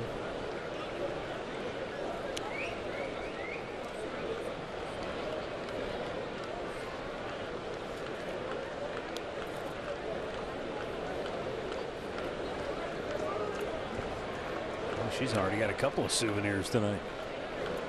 She's partying at Naps afterwards too. She won't be alone. That's true. A lot of folks have the invitation. It's a 3-2 count now for Hosmer. Morales waits on deck.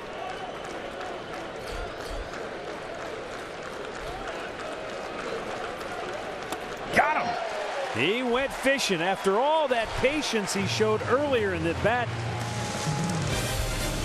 He gave in and went fishing, and Kluber has his first 1-2-3 inning of the night.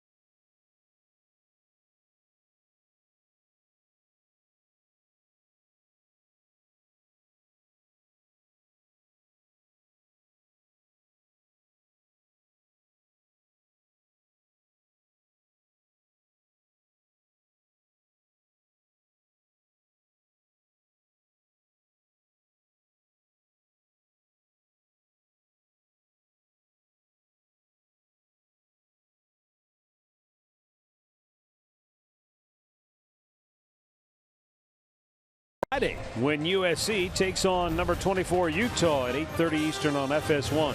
Then Saturday, Boise State battles Oregon State at 3:30 on FS1. Then it's Oklahoma State against number 16 Baylor at 7 Eastern, only on Fox. Home half of the 5th. Indians down a run, and Carlos Santana will lead it off. He is 2 for 2 with a pair of singles. Takes a curveball, and it's called a strike. Santana, who has a very good eye at the plate. Well, it takes him off the fastball changeup with the get me over curveball.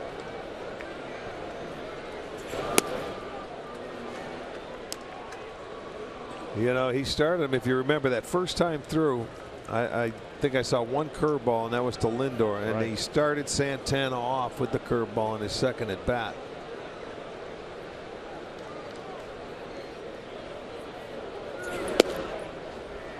You know, this guy, he throws pitches you're not looking for. He knows how to pitch to get out of jams. He's not overpowering. He's very good. He's fun to watch. Santana slugs one deep right, Burns back, can't make the play. Karam's back to Dyson, and Santana's in the second with a leadoff double. And for the Indians, that is their 3rd double of the night.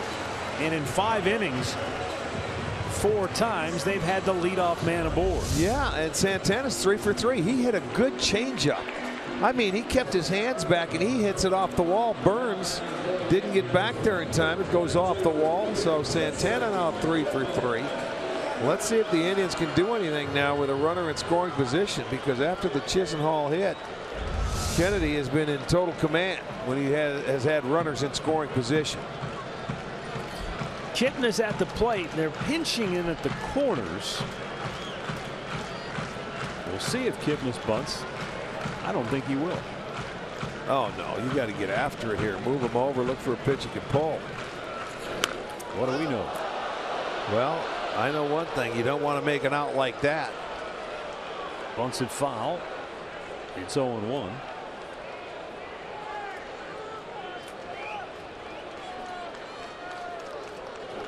Yeah, Terry had to take a walk right there. He was, I think, a little shocked.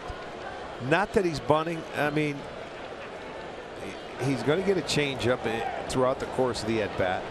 He came back and threw him a fastball his second time up, and he had first and second in the 3rd inning. He didn't bunt, and he went down on 3 pitches. So now he's looking to maybe elevate this fastball here.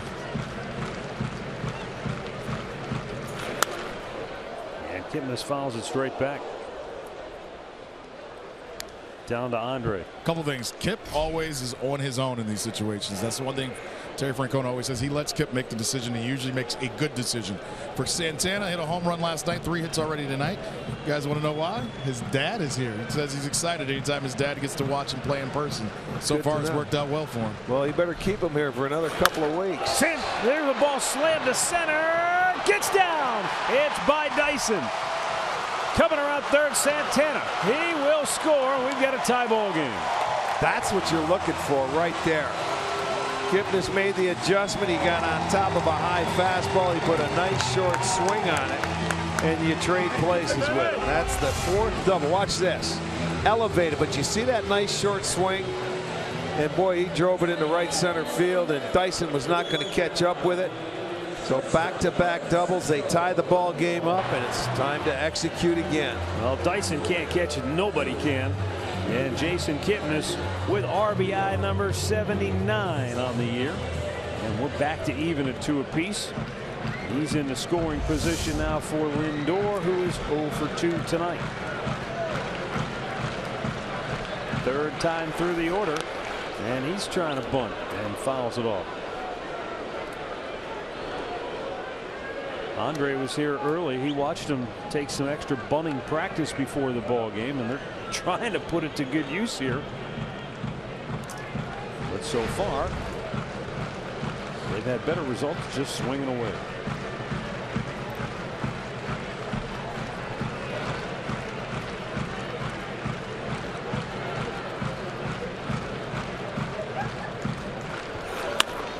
Fly ball right field. He should tag up here. Burns back, making the grab, and Kipnis will easily make it to third base. So a productive out for Lindor. One away. In-game recap brought to you by your local Toyota dealers. Lonnie Chisnell with an RBI single in the second gave Cleveland a 1-0 lead. Royals came back on 4 straight 2-out hits in the third inning to score a pair. And now the Tribe has come back to tie it here in the 5th on the back-to-back doubles.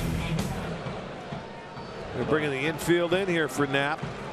3 on the right, or excuse me, the left side.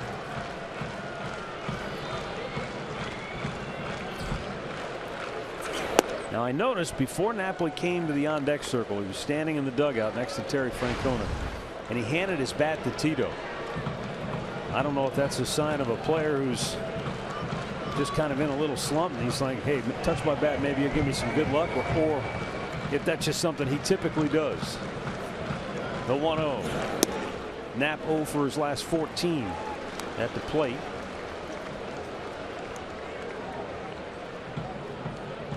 And what's unusual about that is that 0 for 14 is here at home, where he has really thrived this year.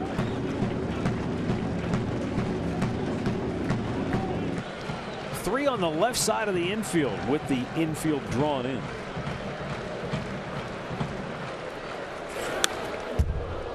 And it's 2-1.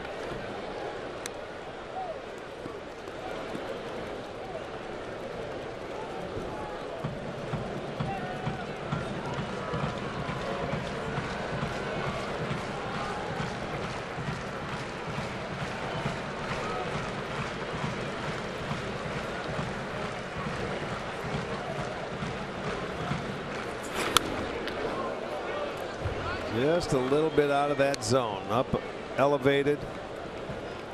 Knapp got a piece of it now. Let's see if he changes his approach with 2 strikes here. He has 9 hits this month. 5 of them have left the yard. Right here, a fly ball would give you the lead.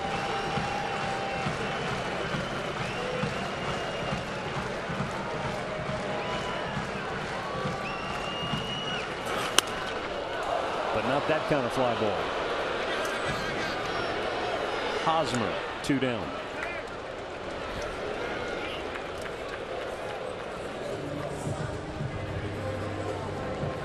And that'll leave it up to Jose Ramirez.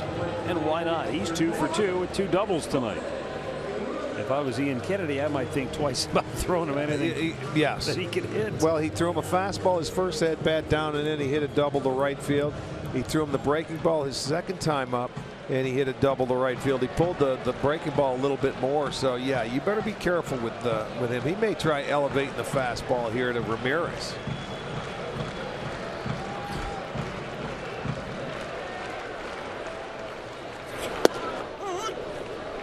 Nick the outside corner.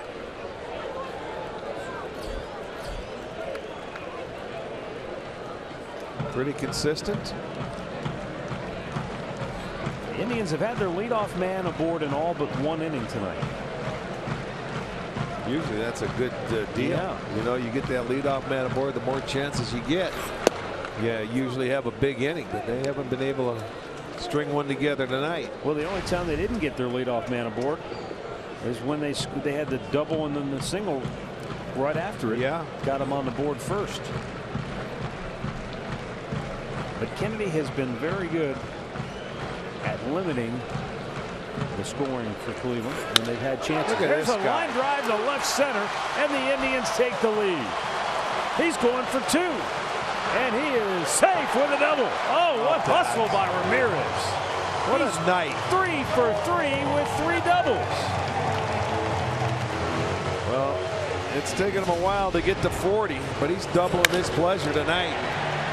That one, and he hustles his way on this one. That was the breaking ball down the right. Boy, this guy is he's putting together a special year. And of all guys on this team, there was the pitch up and away that he stayed on. That's the guy with runners in scoring position, man. Pitchers keep on to go after him, and he makes them pay. Well, the Indians have the first lead. Excuse me, their second lead. They're up 1-0.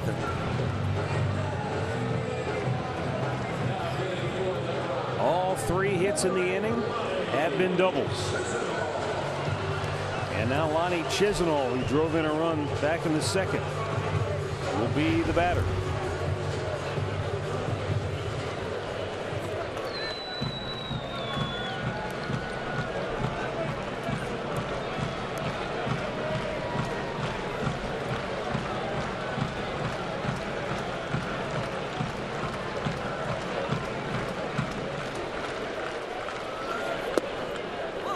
You've said it before, whether you're a left-handed hitter or a right-handed hitter, there are a lot of hits the other way. Oh boy. And we've seen Ramirez take advantage of using the whole field as a switch hitter and really flourish this year. Well, down and in, he hit 2 that way. He went up and away. He hit 1 to left center field.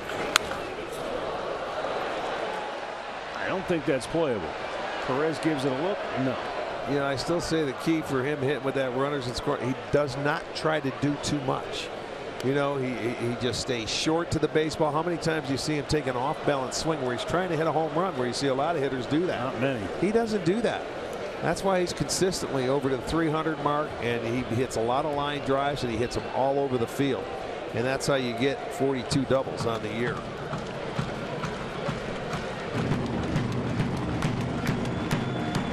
And the 0-2 strikes him out, ends the inning. It's a 3-double fifth for Cleveland. They score fair and lead it 3-2.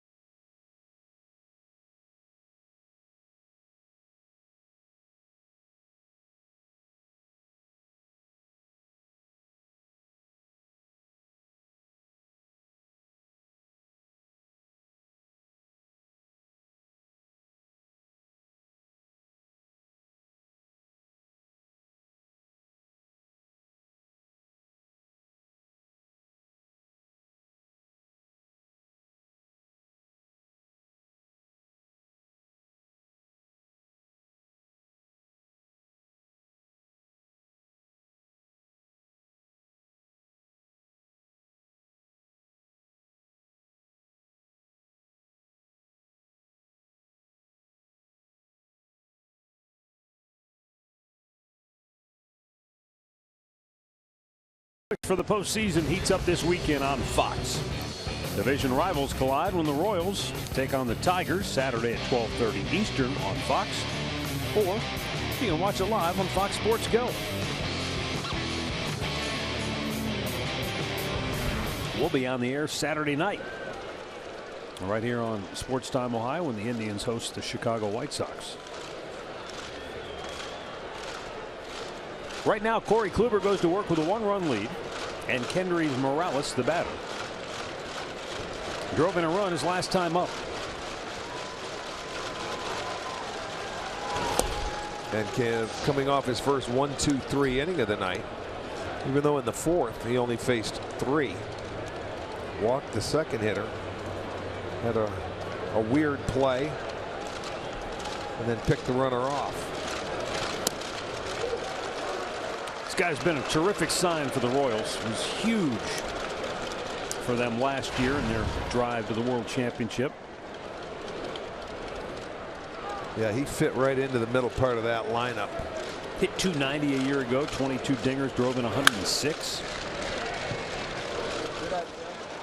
And he's only just 33 years old, but I think got off to a slow start this year, and many wondered, well, You know, maybe is this right 1 year? Did they hold on 1 year too late? Too many? Can't remember if it was a 2-year deal. Yeah, he signed a 2-year deal. There is a mutual option for next year. Swung out and missed. Morales down swinging. That's number 7 for Kluber and 3 in a row for the Cleveland right-hander. He's bringing back that good slider, starting it on the plate, and you can see it just break out of the strike zone. He's got a great feel for it right now, and he's struck out the last 3 guys, and you're talking Merrifield, Hosmer, and now Morales.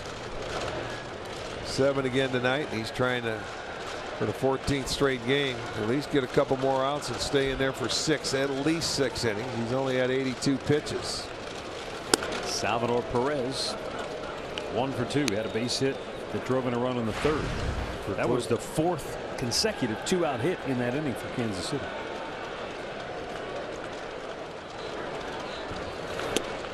Good pitch for Kluber. 16 swings and misses tonight. We've seen this occasionally with Corey, though, Arch. If he has a rough spot, it's usually contained to maybe a 3 or 4 batter stretch. Yeah.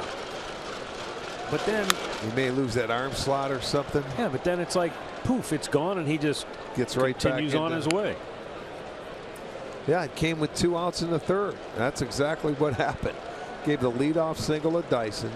And then in the 3rd inning, you got the first 2 out, and then bang, bang, bang, bang, quickly 4 singles. They get their 2 runs, and he's right back at it again, back to work. They haven't had a hit since. And the only guy that reached was a borderline ball 4 call. And he was quickly erased on a double play. I'm sorry, that was a force out at second. That was a force out, and then the guy that reached on the fielder's choice, Billy Burns, was thrown out when he tried to steal. Down goes Perez. 8 strikeouts for Kluber, and that's 4 in a row. Well, once again, we're going to highlight that slider from Corey Kluber. He's just been outstanding when he gets a pitch. That feeling with that pitch, it's unbelievable. Sometimes he has that little comeback fastball where you'll see a lot of good strikeouts, but tonight it's definitely the slider. That's the pitch of the day.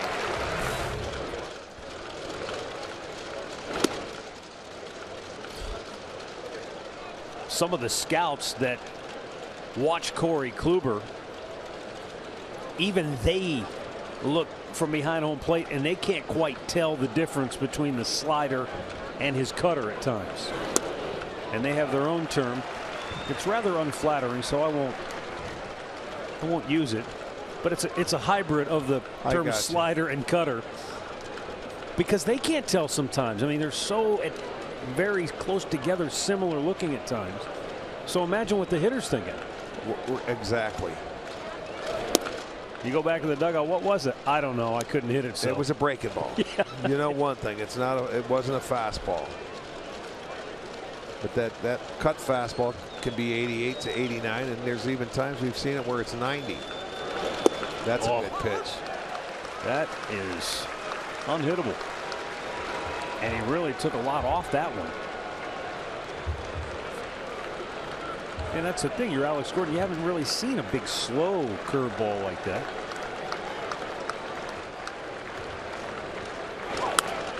And he runs a 93-mile-an-hour fastball up, and you just barely get a piece of it. Well, once he gets you looking down, then you change that eye level. You try and throw the fastball up. You get it by him, but he got a piece of it. He had him down in his first at-bat. He ended up working out a very good walk. Tried to run it back over the inside corner. Couldn't quite do it. When he has that pitch working, lefties are in trouble. It's unfair to a hitter sometimes. The 3-2. When he has that, along with the slider, cutter, whatever, that's when, as you said earlier, complete games are a thing of the past. That's when he's had his 3 complete games, because they have no chance. He has everything working. And he's efficient on those nights. Well, and hitters just, right. He's been pretty efficient tonight, but he hasn't had a lot of 1, 2, 3 innings. These guys have they battled him pretty tough. Foul off his leg. And Gordon's hanging tough here.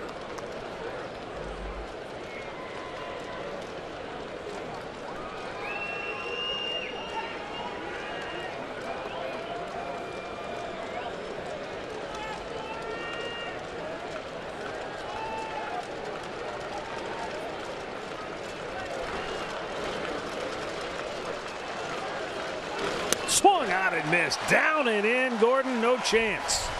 Kluber with his 9th strikeout of the night. 5 straight Royals have gone down hacking.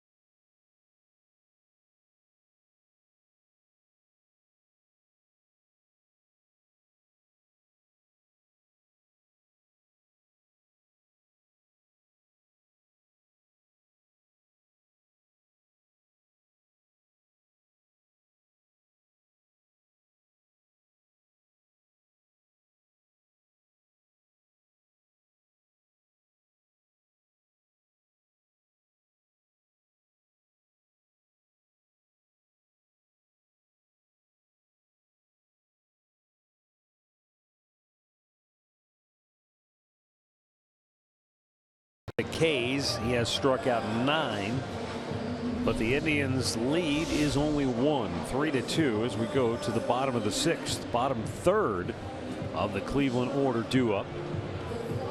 Crowd witnessing another typical Kansas City Cleveland game. What do you know? Another 1-run game between these two. No kidding. Ian Kennedy, a lot of first pitch fastballs tonight. And of course, he throws an off-speed pitch.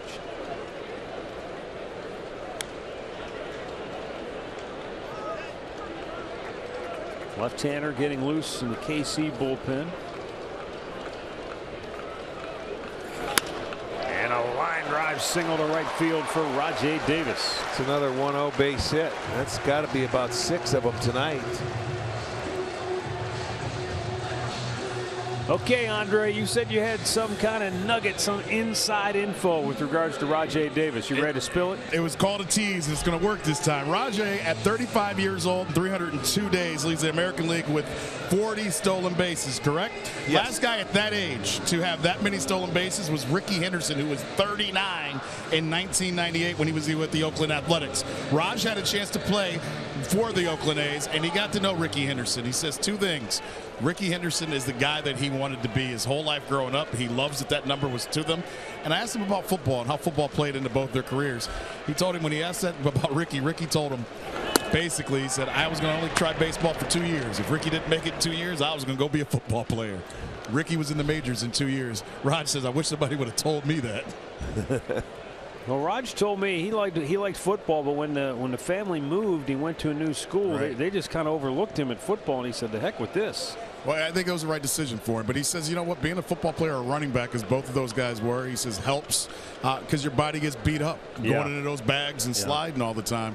He says he's seen film of Rickey Henderson. He says he was a phenomenal football player. Well, if you just looked at Rickey Henderson, from the waist down, you'd say that's an NFL running back. I mean, he had those giant legs. Oh, yes, he sure did. And that was all his power came from his lower half. And he was strong, upper body guy as well. But I mean, I can't imagine being a middle infielder and seeing him coming down. You better get out of the way. Yeah, but I'll tell you what, guys used to, when he'd come head first all the time, try and drop knees and everything to stop him from getting into the base, but he was just so powerful. By the way, Andre brought that number up. I believe that year when Ricky had he had like 66, 68 stolen bases at 39 years old.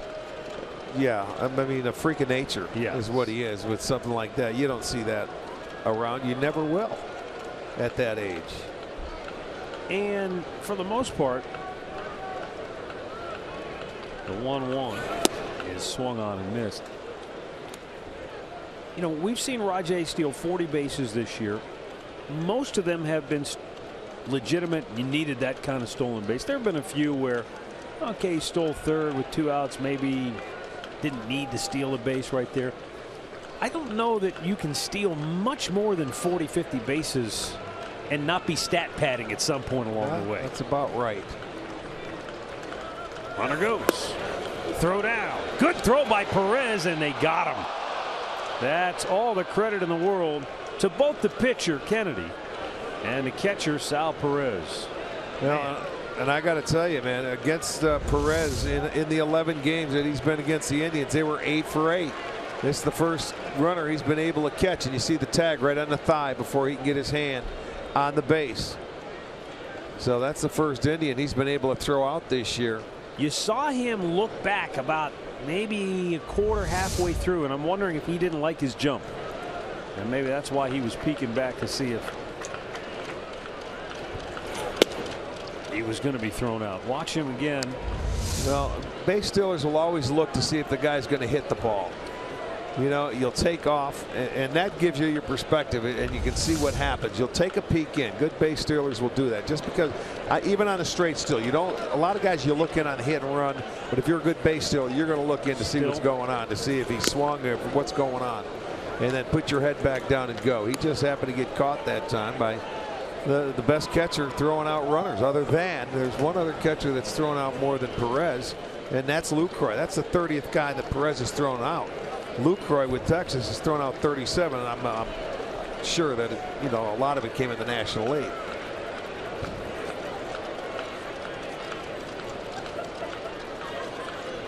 Tyler Naquin fly to left in the second, and the 3-2 is inside, ball 4.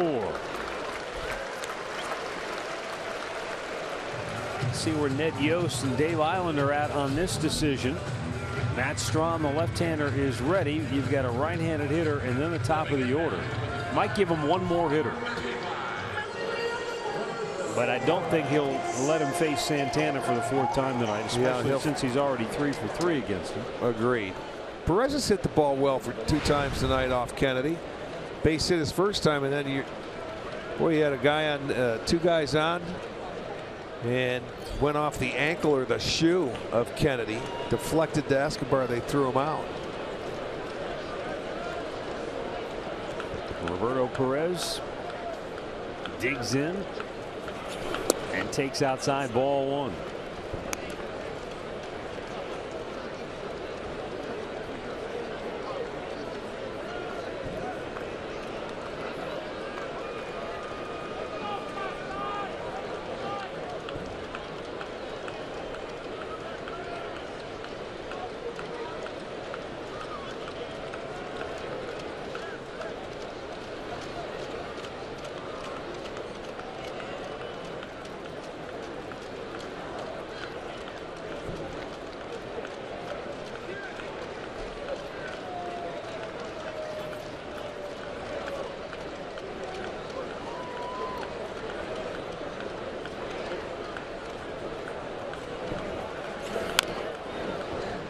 Fouled off toward the right.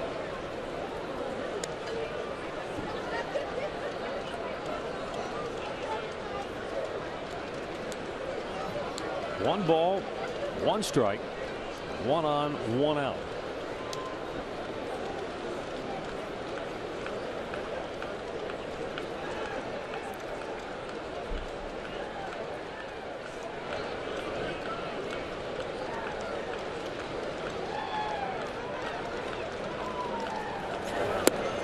Straighten him up.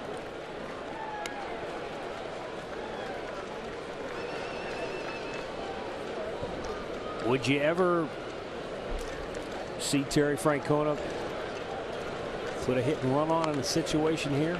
Well, yes, and we've seen him do it with Perez at the plate. You know, and I thought maybe there would be a 1-on-1-0 count. He didn't send him because of the changeup. We already had a guy thrown out. See, now would be the time 2-1. But you know, that's the count you're going to be aggressive. But he had 2 good swings off him tonight, so maybe he was going to let him swing the bat. Now it's 2-2. I always think about that, but you have to put the ball in play. It's almost counter to the way the game's played today. The game today is home runs, long ball power, lots of swings and misses. Yeah. Hard to find the right combination of guys who can execute it now, I think. 2-2. And that is that. 2 down. Top of the order. And we're going to get a pitching change. Ned Yost will make the Cleveland Clinic call to the bullpen. And he is going to go for the left-hander, Matt Strahm. Strahm pitched last night, but Ian Kennedy is done after 5 2/3. He strikes out 4, allowing 3 runs. So he's on the hook right now as Strahm will make his way in from the Kansas City bullpen. Strahm last night, he pitched just 1/3 of an inning. And it was against Carlos Santana. He came on to get Santana to end the inning, and that was the only batter he faced. So that might be Ned Yost thinking, you know, kind of the same scenario. We need an out to get out of the inning, keep his team in it, which is only a run down here in this 6th inning. While Strahm makes his way in and begins his warm-up tosses, we're going to listen in pregame with Tyler Naquin. I'm gonna hop in there and bunt. Y'all gonna bunt? Raj, you gonna go bunt? I need to. Let's go, baby.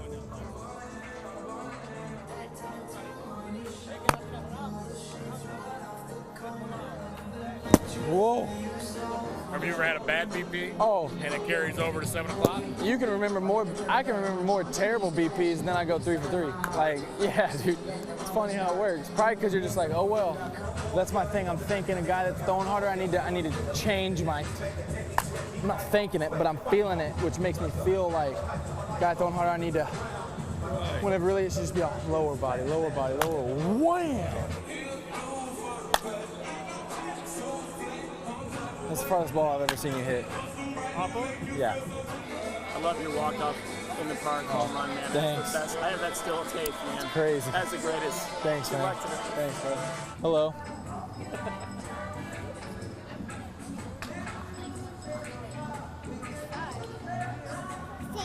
Thank you. All right, cool. Here you go. He wanted to make it clear that the walk-off freeze frame that everybody thinks of with him throwing up the. A lot of people thought he was going hook 'em horns, but he said, I'm an Aggie, A&M through and through. I said, I want to set the record straight. That was not a hook 'em horns. That was just rock on, baby. Let's go. And well, then have Andre talk to him about it. He's got to get it out there. I think people are going to remember that for a long time. That was quite a moment, and probably many more to come. Right now, it's Strahm against Santana.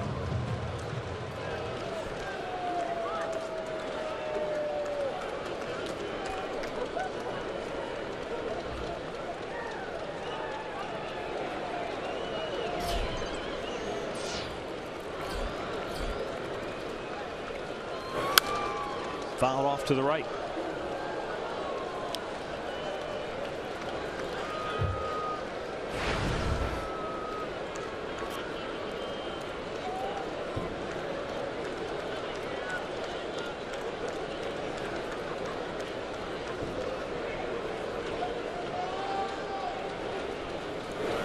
Down on the dirt. That's what you have to be aware of right there on first base now, is that breaking ball in the dirt if you can get yourself into scoring position with 2 outs.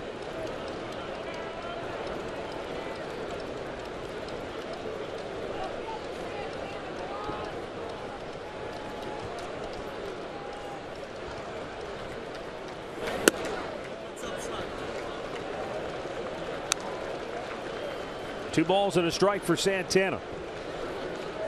Singled right up the middle in the first, did it again in the third, and then doubled to deep right in the 5th.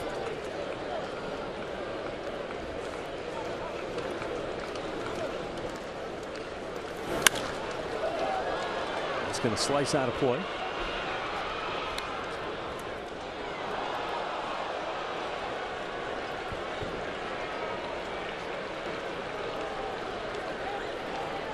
Santana has had 4, now 5 3-hit games on the year.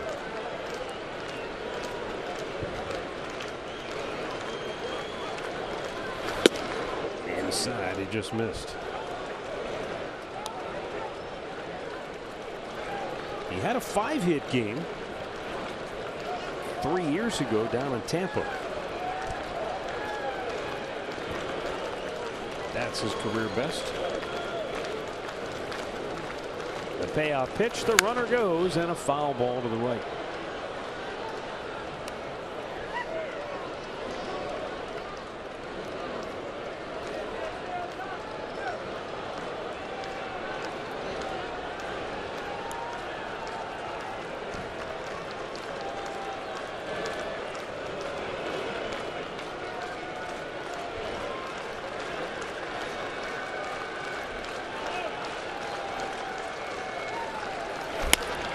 Right at the shortstop, Escobar. He'll go to first.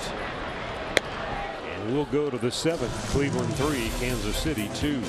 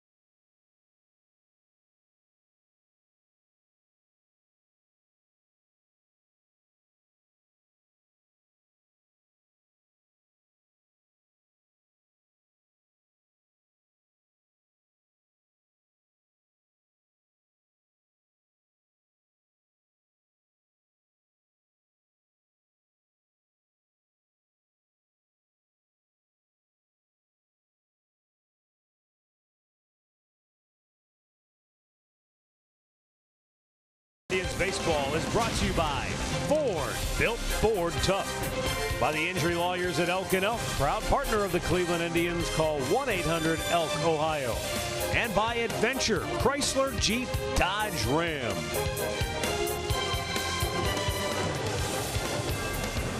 And it's a 3-2. Cleveland leads, 7th inning.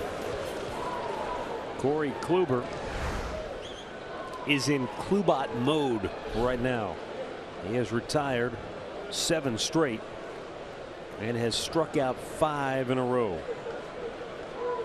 Alcides Escobar 0 for 2 on the night to lead it off, and takes up an in ball 1.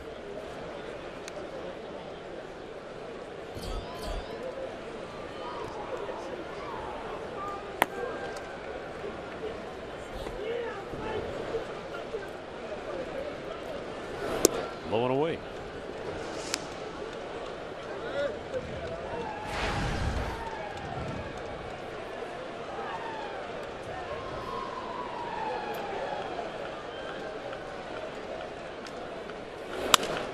Came back over the plate, drives it deep right, back goes Lonnie. Onto the warning track, pulls it in, 1 away. Time for an in-game update. Here's Ashley Collins.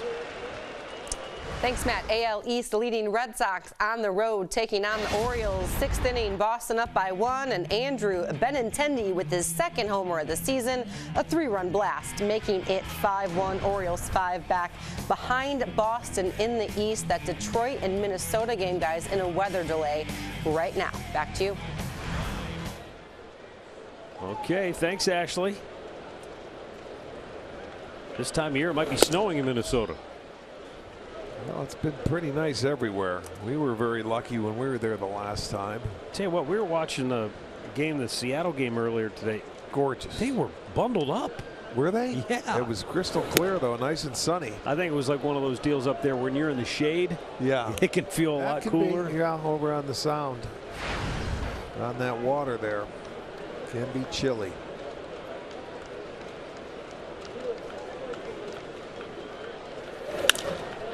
Another ball hit well in the alley, deep and right at the base of the wall.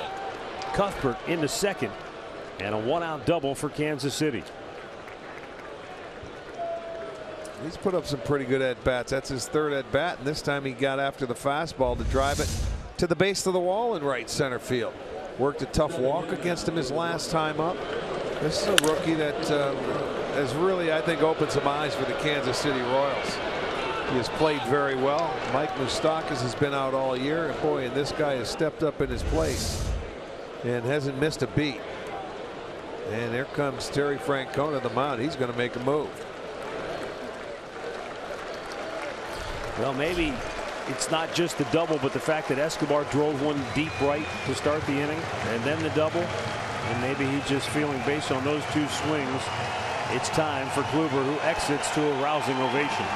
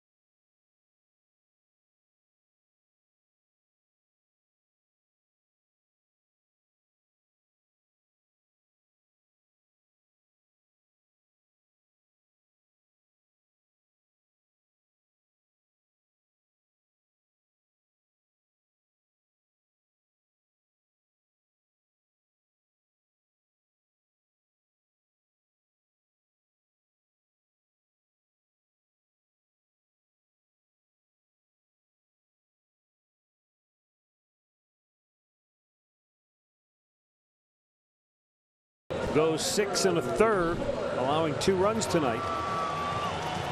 Made 102 pitches.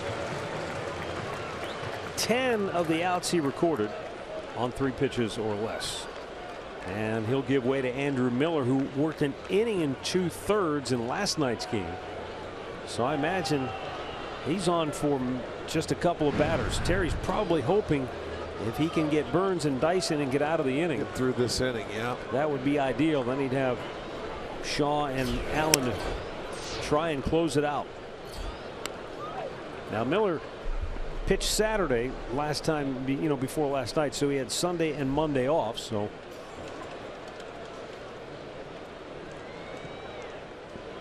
Andre told us at the outset, though, this bullpen, they've got a all hands on deck mentality right now. And I think it's good to adopt that now, because when you get into the postseason, Not a lot of times do you see starters go 7 innings. No. You know, you're into your bullpen a little earlier than usual anyway. Yeah, they're low-scoring games, and you match up a lot sooner than you normally would in a regular season ball game. Strike called. It's 2-1.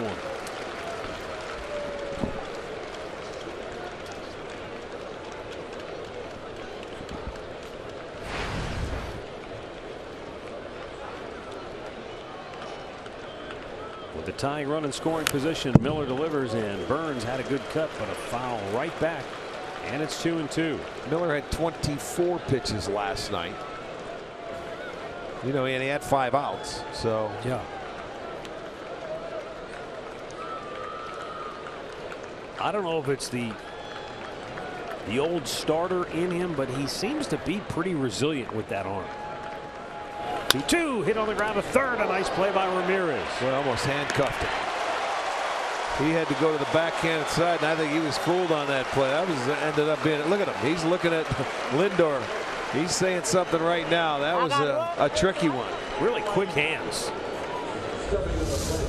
Watch it. I want to see this angle. He thought he was going to catch it right there, unless that ball took a hop that we did not see.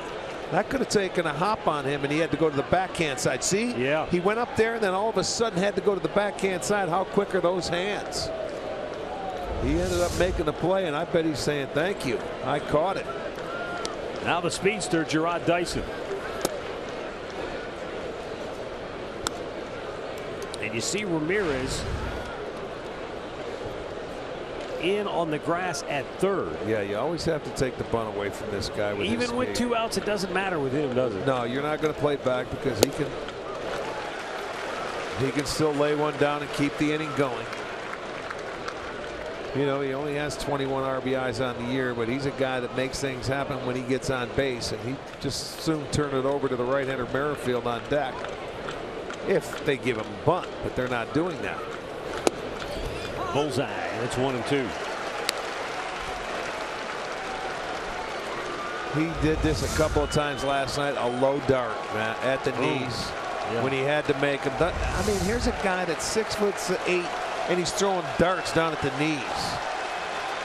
Off-speed pitch, pulls it foul. Yeah, you're right. He has the ability to, you know, go through that delivery and still drive down and away to his target. And he keeps the ball lower than any pitcher I think we have. 1-2. Swing and a miss. He struck him out and the inning is over. Royals can't get the tying run home from second. Miller slams the door on their fingers.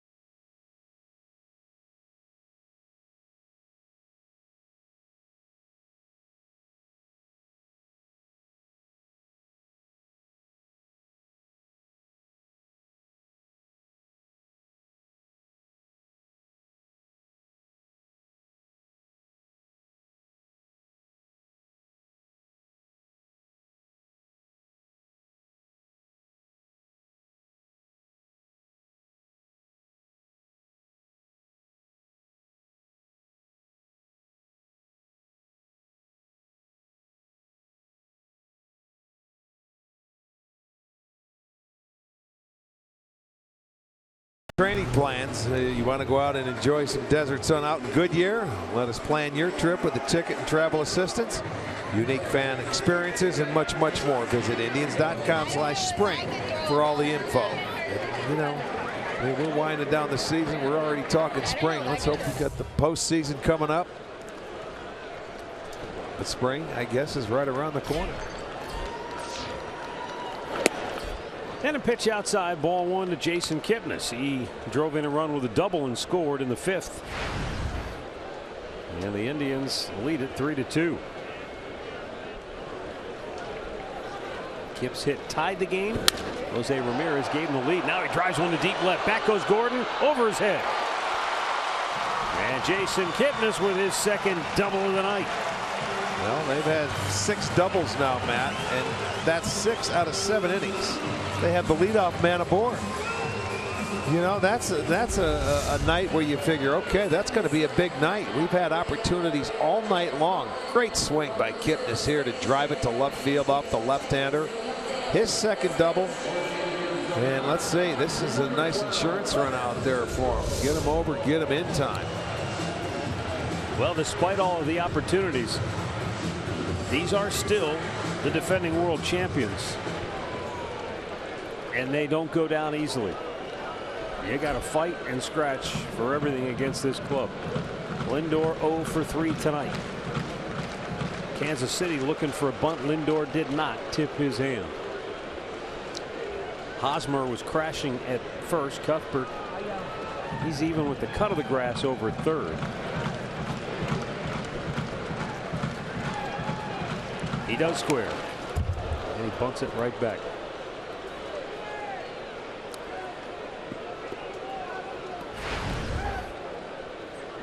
In this situation, he wants to bunt to the third baseman, force him to field it. Yeah, that way he's forced to go to to first base if you can.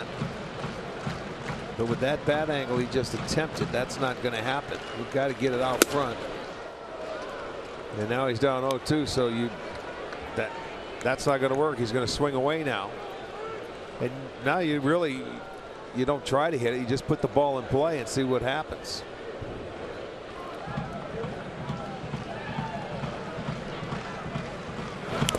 Got a piece. Might have hit the ground on first. And he's out. Okay. Perez did catch it. I didn't know if his glove was turned and it hit the ground. It was close hitting the ground to bounce into his glove. Did he get underneath it? Ooh. See, I don't know. He trapped it. Well, that's what you don't know. It's hard to tell because you couldn't see it, but nobody said anything. So, and he got no help, so he's going down as a strikeout victim. It was close.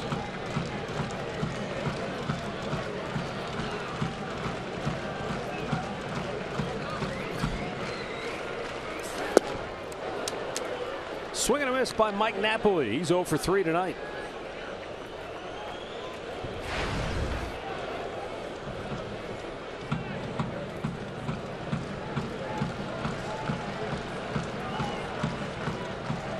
Matt Strahm came on, got the last out of the 6th.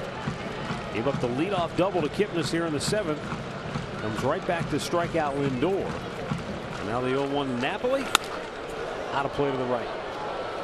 I want to send along a happy belated 96th birthday to Dorothy McFarland. A big Tribe fan. Dorothy, happy birthday to you.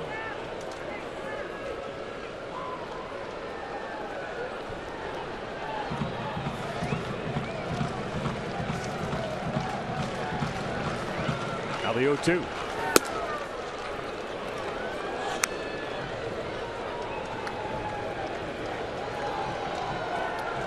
Rick, to your point about the hits tonight, the leadoff man being aboard, 6 doubles, ties the season high. Last time they had 6 doubles, they beat the Angels 14-4.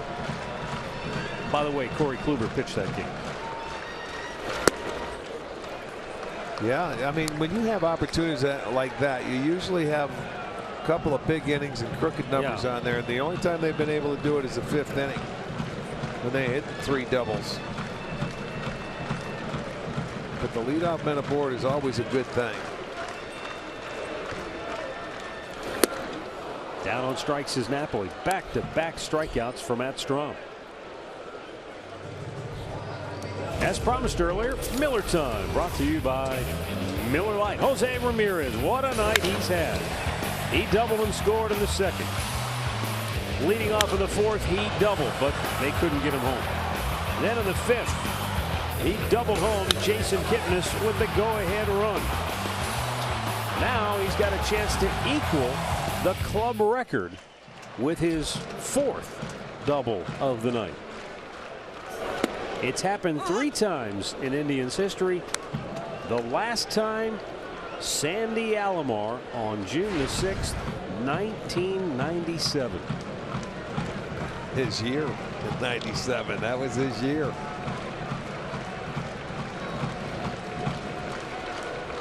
The 0-1. I wonder if Sandy remember, like, if that's a game that sticks out in his mind, if that's something that he would be thinking about right now, watching the night Ramirez has had. No, he doesn't. I don't think he can remember that. 3 doubles, 4 doubles. He wants to get that run in from second base is what he wants him to do. Down in the dirt. They're attacking Ramirez with all off-speed pitches here. They're going to see if they'll be aggressive and try and swing it, get himself out, because if they walk him, they have Chisenhall on deck, the left-hander, and I'm sure we'll see a pinch hitter, or at least I would think so.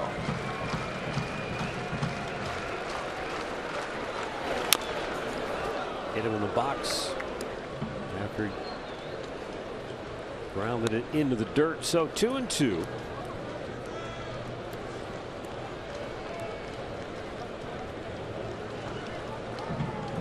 $13,888 here at the park tonight.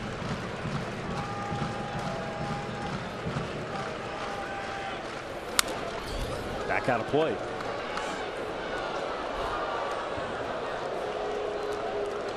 See, that was a nice two-strike swing to foul off a pitch and live for another one. And this is what he does, and you know, he doesn't strike out a whole lot. He's a tough guy to strike out. This is why he's a good 2-strike hitter, and he stays alive to maybe get a mistake. Upstairs. And he will not get a fastball, I don't think, on this pitch. It'll either be that changeup or the slow breaking ball with first base open, and that's why I say that.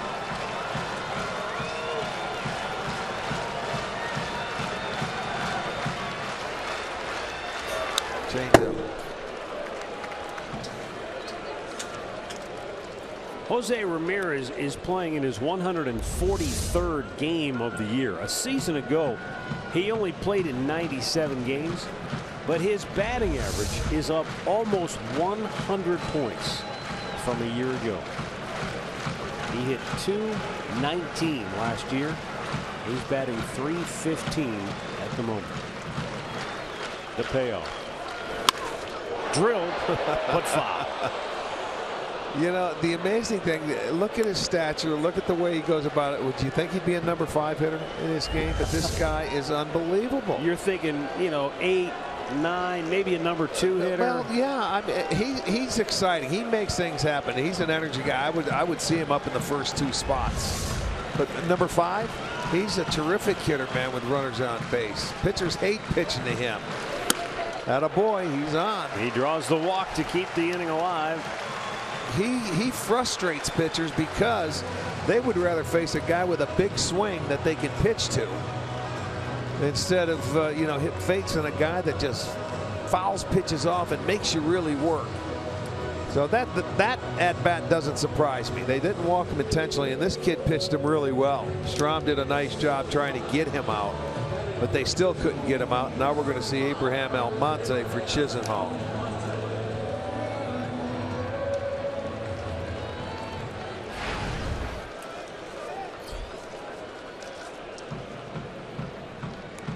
He is 1 for 10 as a pinch hitter.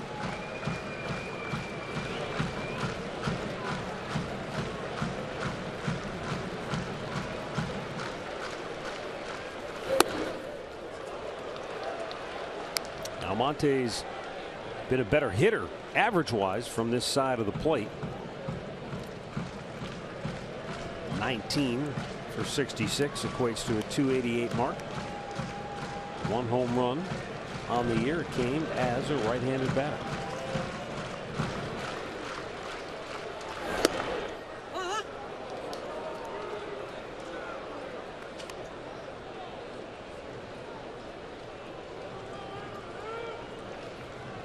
Two on, 2 out.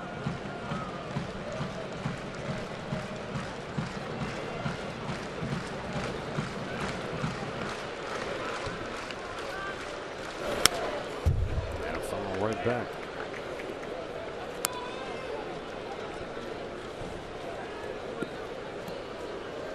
Pinch hitting. The Indians are 13 for 88 as a team. How do you like that? 4 generations here tonight.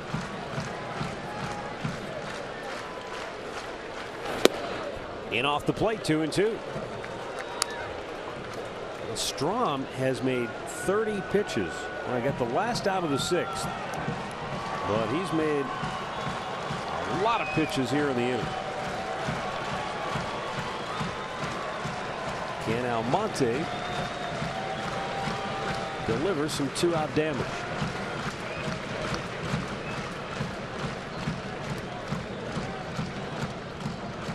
In all likelihood, this will be the last hitter Strahm faces.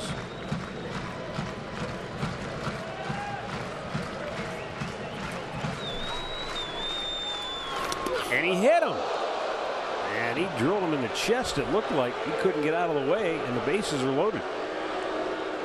That went inside. Does not feel good, Almonte. That hurt. Look, it got him right on the logo, the Indians.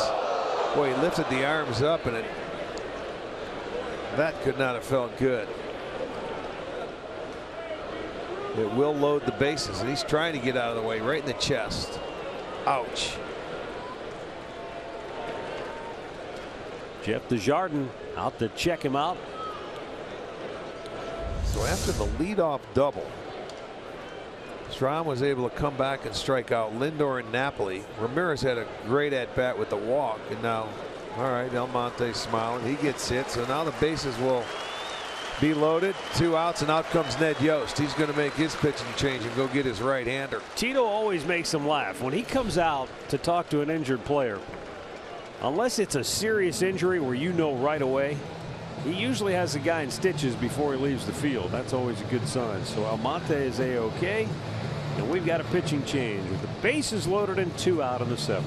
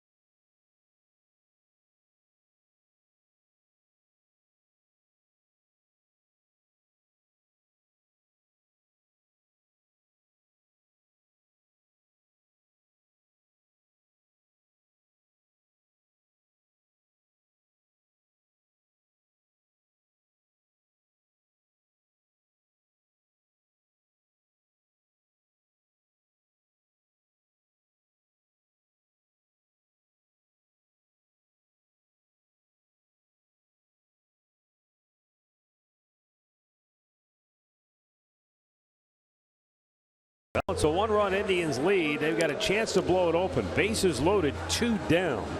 Rajai Davis will be the batter, and right-hander Kevin McCarthy will be the new pitcher, making his 5th appearance of the year. He was a 16th round pick 3 years ago out of Marist University. He's a New York native. He's from Malvern, New York. Any idea where that's at? No, I don't. I don't know if that was maybe upstate. Sounds like it is. You know where Marist is? Marist. No. Okay, you're done. Big state, my friend. Sorry. A lot of people. A lot of people. Fastball, curveball, changeup. And he starts him off with a little curve for a strike.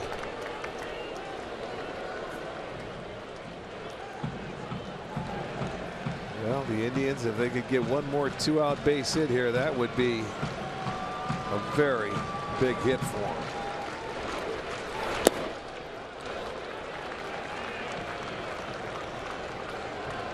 Murph says he's from Nassau County, which would be Long Island. Yeah, that's all right. That's near the city up there.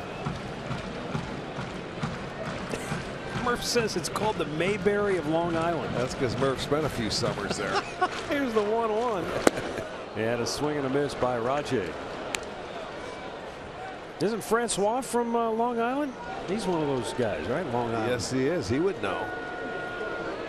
Francois, if you're watching, call in. We need some answers on this. 2 down. They're loaded for Rajay. Popped him up. Is it playable? Perez, no, he can't get to it.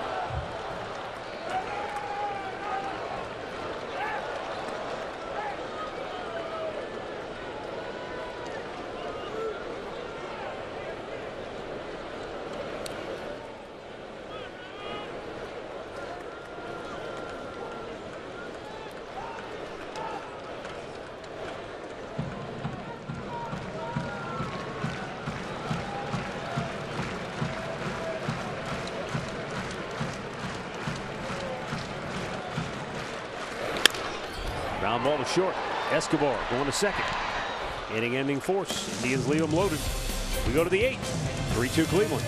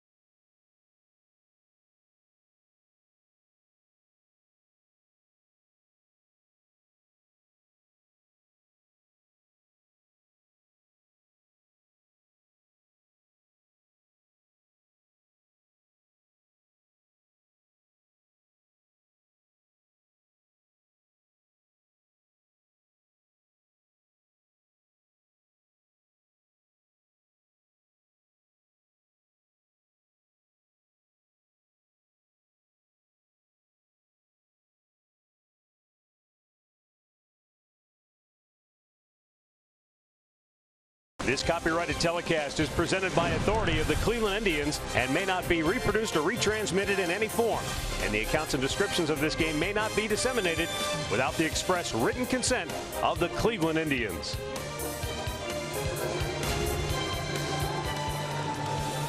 All right, heading into the top half of the 8th inning, Brian Shaw coming out of the Indians bullpen. Third pitcher for the Indians after Miller went his 2/3 of an inning to get out of it. Brian Shaw, 72nd appearance, record of 2-5, an ERA of 3.14. He's going to come on and face 2, 3, and 4. That's Merrifield, Hosmer, and Morales, the scheduled hitters. Still a 1-run ball game. Indians leading it 3-2. Almonte remains in the game in right field in place of Chisenhall.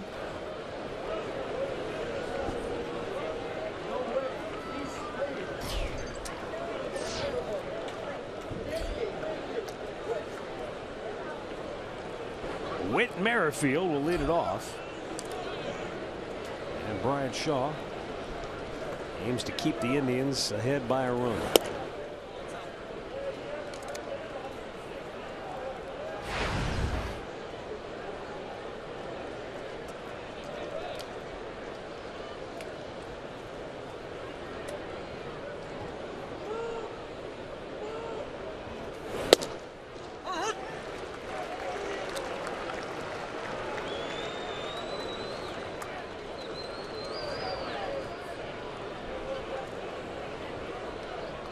Merrifield singled and scored in the third. That's the only time the Royals got on the board tonight. Merrifield started the rally with 2 outs, nobody on. The first of 4 consecutive singles in that inning. But other than that, they've been shut down tonight. Out of play.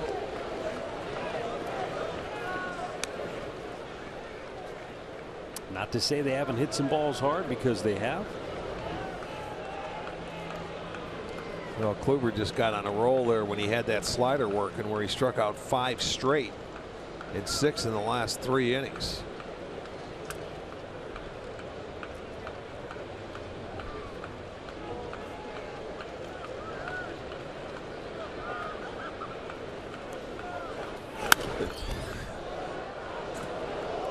Brian Shaw.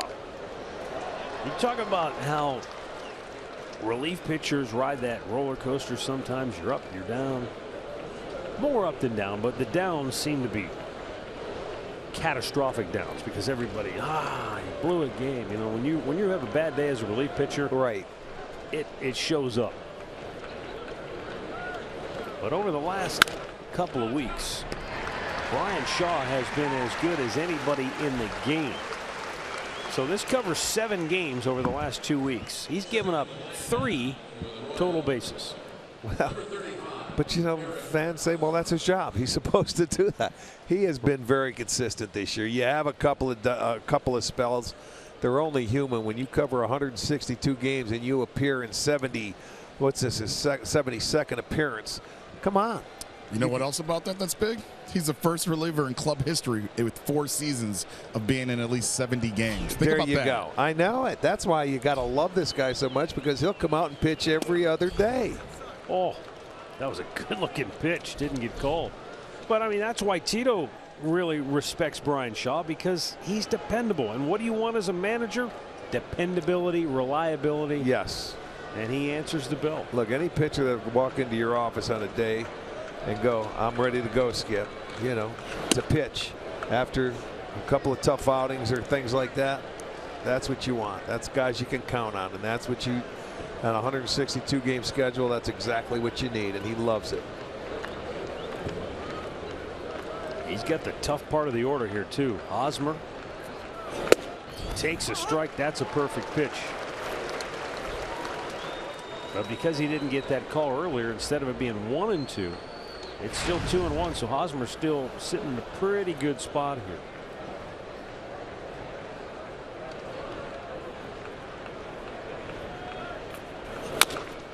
He Stay fair. It does. Easy out, 2 away. Couple of toppers. Yeah, Napoli staying busy this inning. We got Francois checking in. He didn't want to disservice tonight because, you know, yes, he did grow up in Long Island. We didn't know if he knew where that city was. He should know where Malvern is, right? Was it Malvern? Yes, it was. Malvern, New York. Kellenberg Memorial High School.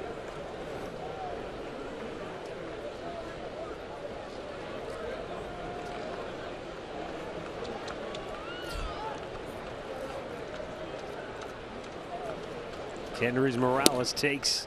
That's called a strike. And a little cutter on the inside part of the plate. 94-mile-an-hour cutter, though. I don't know if he can throw the ball straight.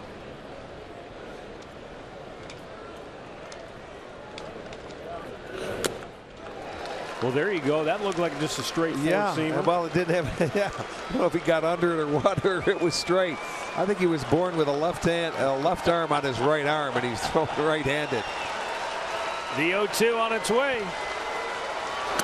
That one took off up to 95.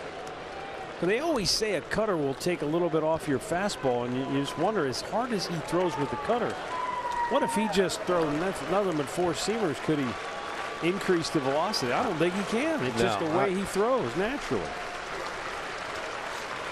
I don't know how he grips it and how he holds the baseball, but swung on and missed. Oh, he took something off, and Morales had no chance. Brian Shaw with a 1-2-3-8, and it's still a one-run Indians lead.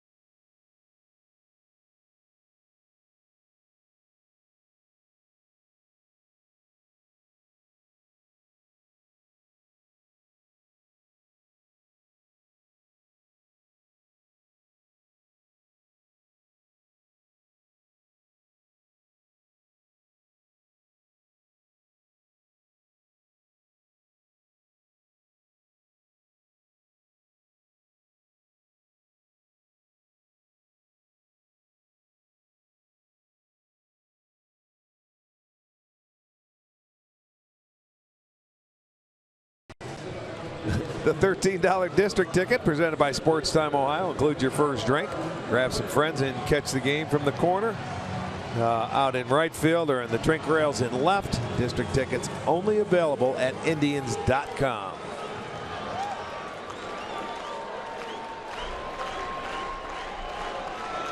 Well, the district hopping the night.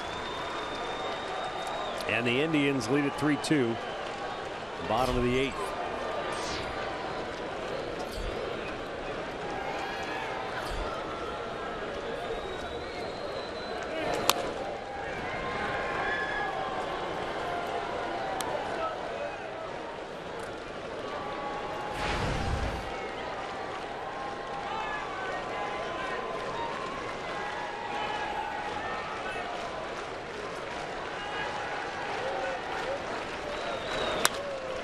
Foul out of play.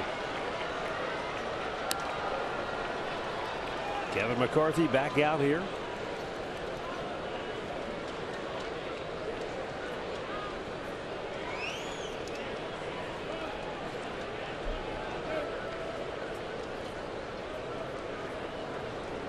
Two-strike pitch, and it's fouled back. That's what you have to do when you get to 2 strikes, and when you get a fastball up there that you can swing and miss. Just try and get a piece of it to stay alive. And that's that show pitch that we see a lot of pitchers throw to Tyler now. He's way off the plate. He's not even close. He hit the zone where he wanted it, that sinker, but he was sitting in the right-handed batter's box. Way off the dish.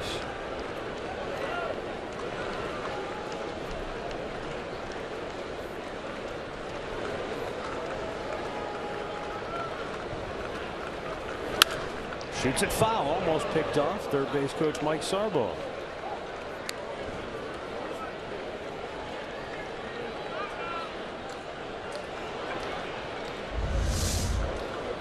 Maglin goes out to hit that breaking ball that's off, and you can see he twisted his ankle a little bit after it came out of his toe hold and he went down.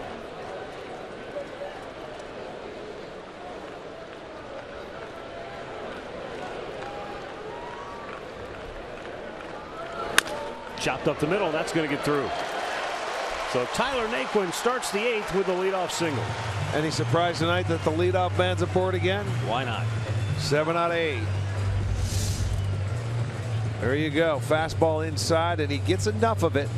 Muscled it over the pitcher's head, and it finds its way into center field. So Naquin gets his first hit. He's 1 for 2. He's walked a couple of times, and here we go. Another bunt situation for the Tribe. They've had runners on all night long, and they can't move them over. The oddity is that they've only scored 1 time when they've had their leadoff man aboard them.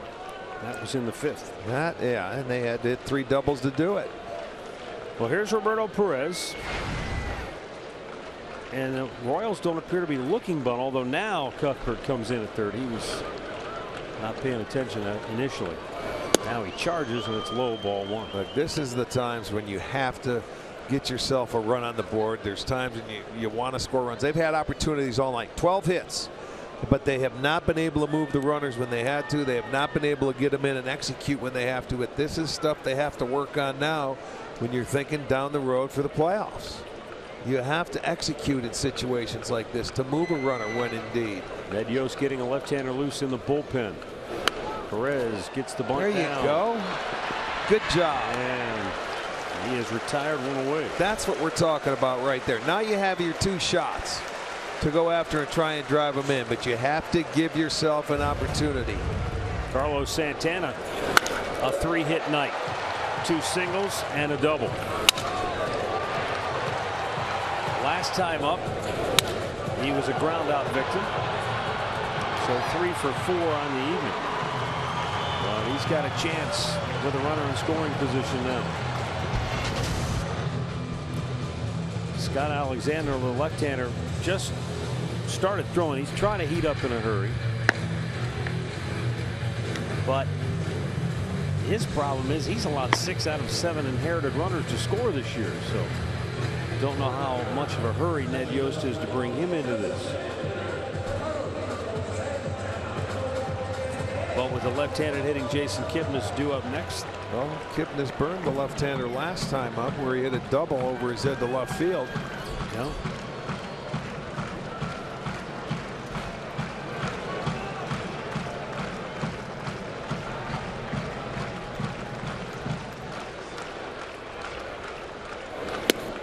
It's low, ball 1.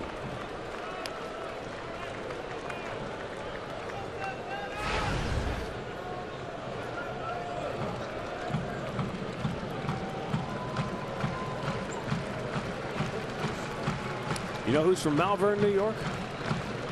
I do not. Charlie Steiner was born there. Was he really? Spent a little time in Cleveland on radio. Now he was traveled when I was playing. 1 year. Yeah, that's right. He's with the Dodgers now doing radio television work. This is Vin Scully's final year, coming up on his last few games. He's going to finish it out during the regular season, will not work the postseason. He closes it out in LA before he goes out on the road, and his last game will be in San Francisco. Yeah. And after 67 years, we'll say adios. That's unbelievable. There will never be another. No, like that. No.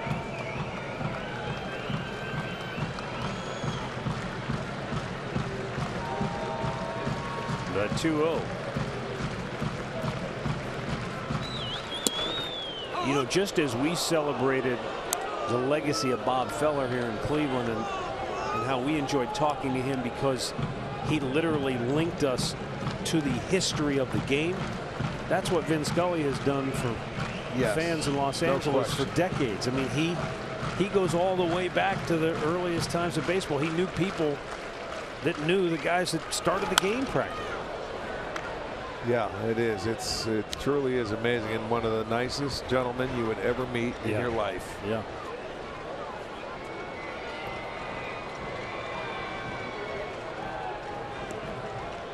I would imagine, not that he would admit it publicly, but this year has probably been somewhat exhausting for him just because so many people have wanted to just say hello and thank you. Yeah. But that takes a toll on a person. You're right. He's been very. Oh, there you go. Slammed to center by Santana. Coming around third. Naquin's going to try to score. Dyson's throw. Not nearly in time. Santana caught in a rundown. And he'll be tagged out. But the Indians get an insurance run and lead it now 4-2. He gets his 4th hit, too. So there you go. You get that leadoff man aboard. You moved him over. You get him in. Well done. Well done. That's that insurance run you need. You know, the throw by Dyson way off the mark, so Santana was going to go. He should have just continued to go to second base and not stop right there, because Perez made the decision, I'm going to come cut it off. We don't have a chance at home plate with Naquin. But once he gets caught in the rundown, the run was home. No big deal. There's your insurance run. And we've got a timeout for a pitching change.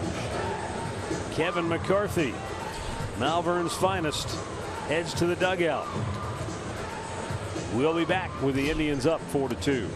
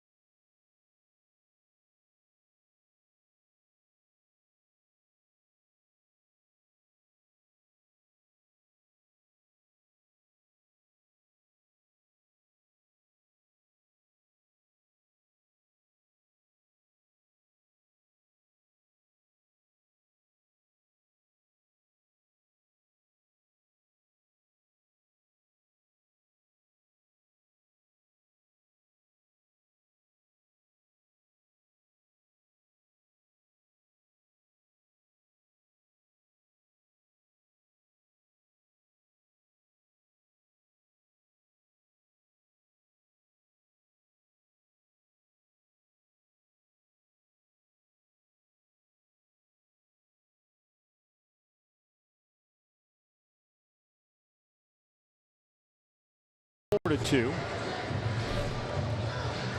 and there are 2 out. I beg your pardon, there's 1 out in the inning. Oh yeah, Santana, 2 outs. Yeah, my bad. And so Jason Kipnis will be the batter, with Scott Alexander coming on for the Royals. Alexander, the lefty.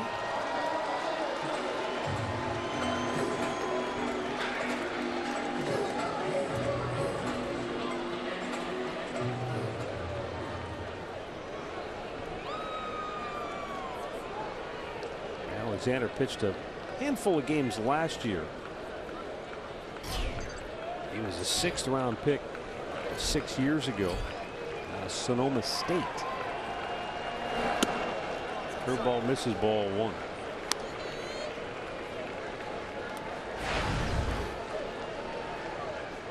Indians now with 13 hits on the night. 6 of them have been doubles.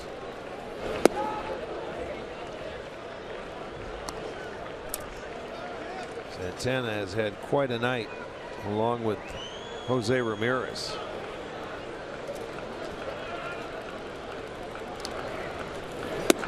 Missed inside.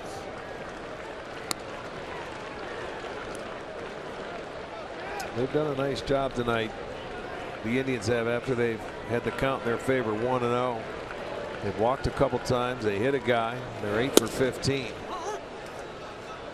And Kipnis will add to it here because Alexander fell behind.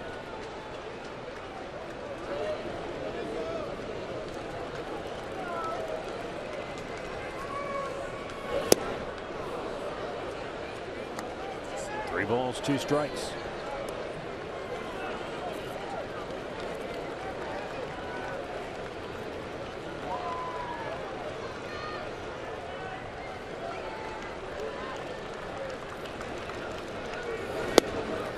Strike 3 called, and the inning is over. The Indians execute here in the 8th. They get their leadoff man aboard. They get him over. They get him in. They lead it 4-2.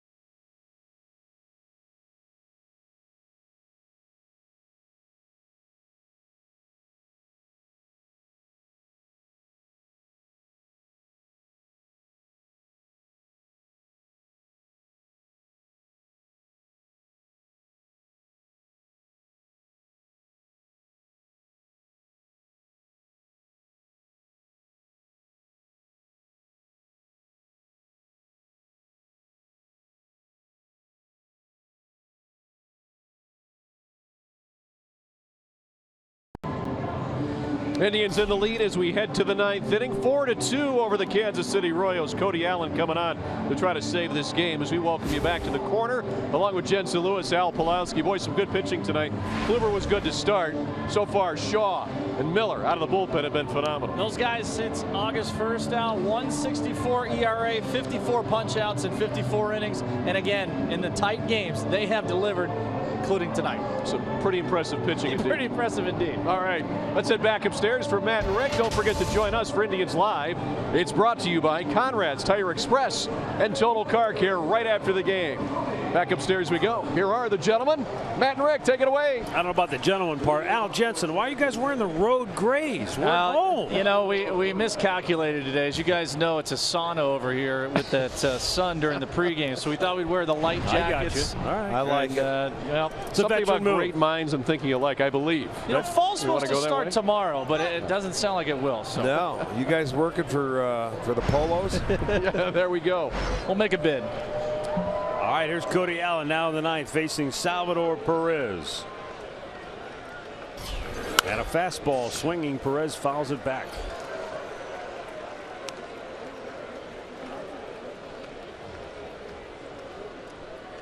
Perez, then Gordon and Escobar.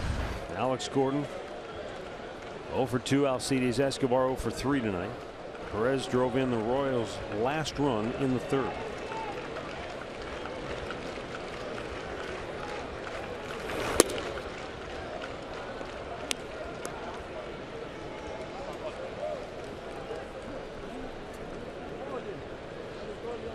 I don't know how much longer they're going to wait, Arch, but they're still in a rain delay in Minnesota, scoreless through 3 innings. All right, so you're 9:20. Oh, they'll wait a while. They want to play the doubleheader tomorrow.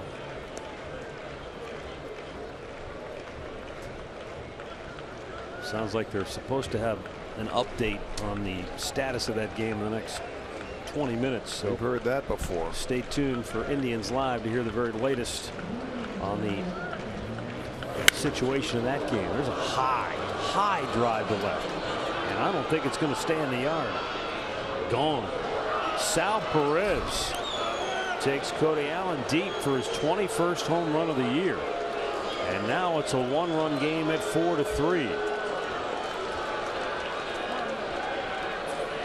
How big was that insurance run they needed to add on right there? Because right there, Perez, he crushed his 21st home run. That was high.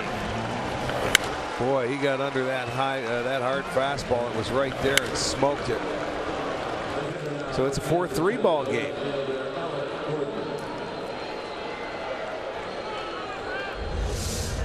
And still nobody out. So Alex Gordon, the batter, 0 for 2.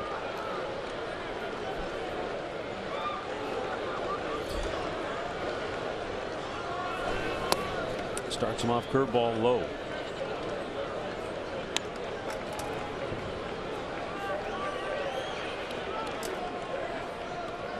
As I said before, you face the world champs, you know you're going to get their best shot. Well, it always the Indians, the Royals, they get after it and they play hard for 9 straight innings. It doesn't matter what house you're in.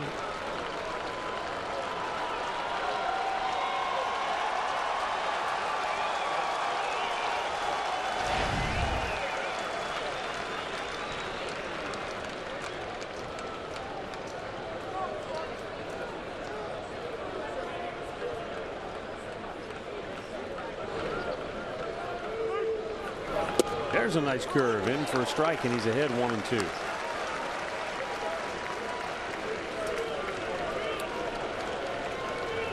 A small sample size, 3 for 6 with a couple of homers and a strikeout against Cody Allen. The 1-2 in the dirt. Now we're back to even.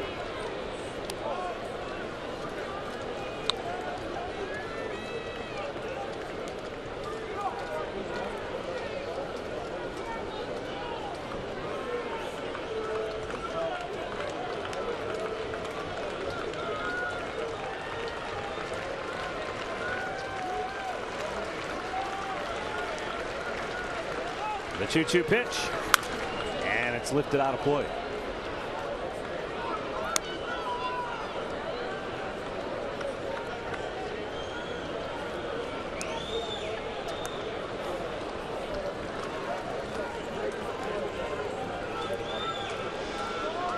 Nail biting time, edge of your seat. Yeah, he's still wide awake too.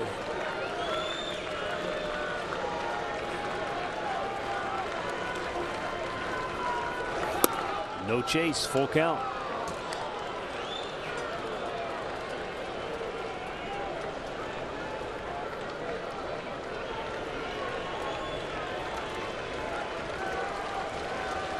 Three on the right side of the infield for Cleveland.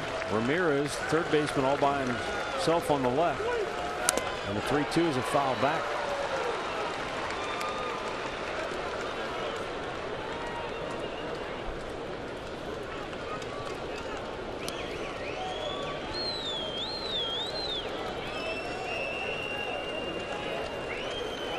Cody Allen trying to notch his 28th save of the year and help the Indians knock that magic number down to 5.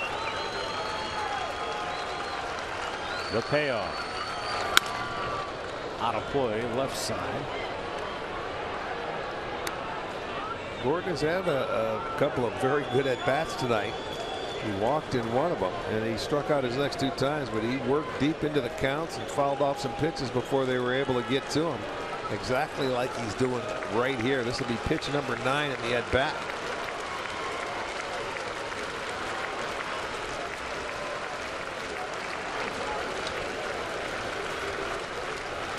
And the 3-2 once again is fouled away once again.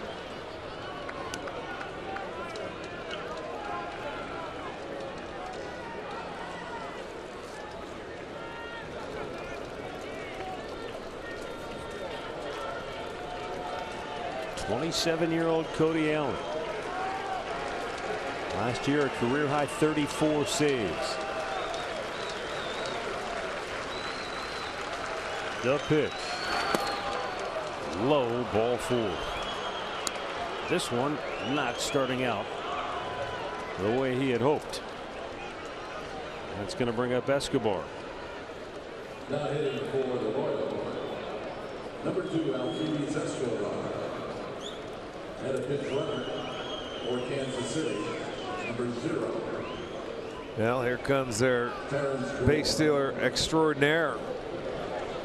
So Perez is going to get that opportunity, it looks like, again tonight, because they don't bunt in this situation when you have him around. They can.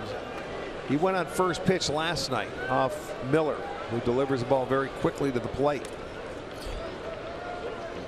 We'll see what happens here with Cody on the mound.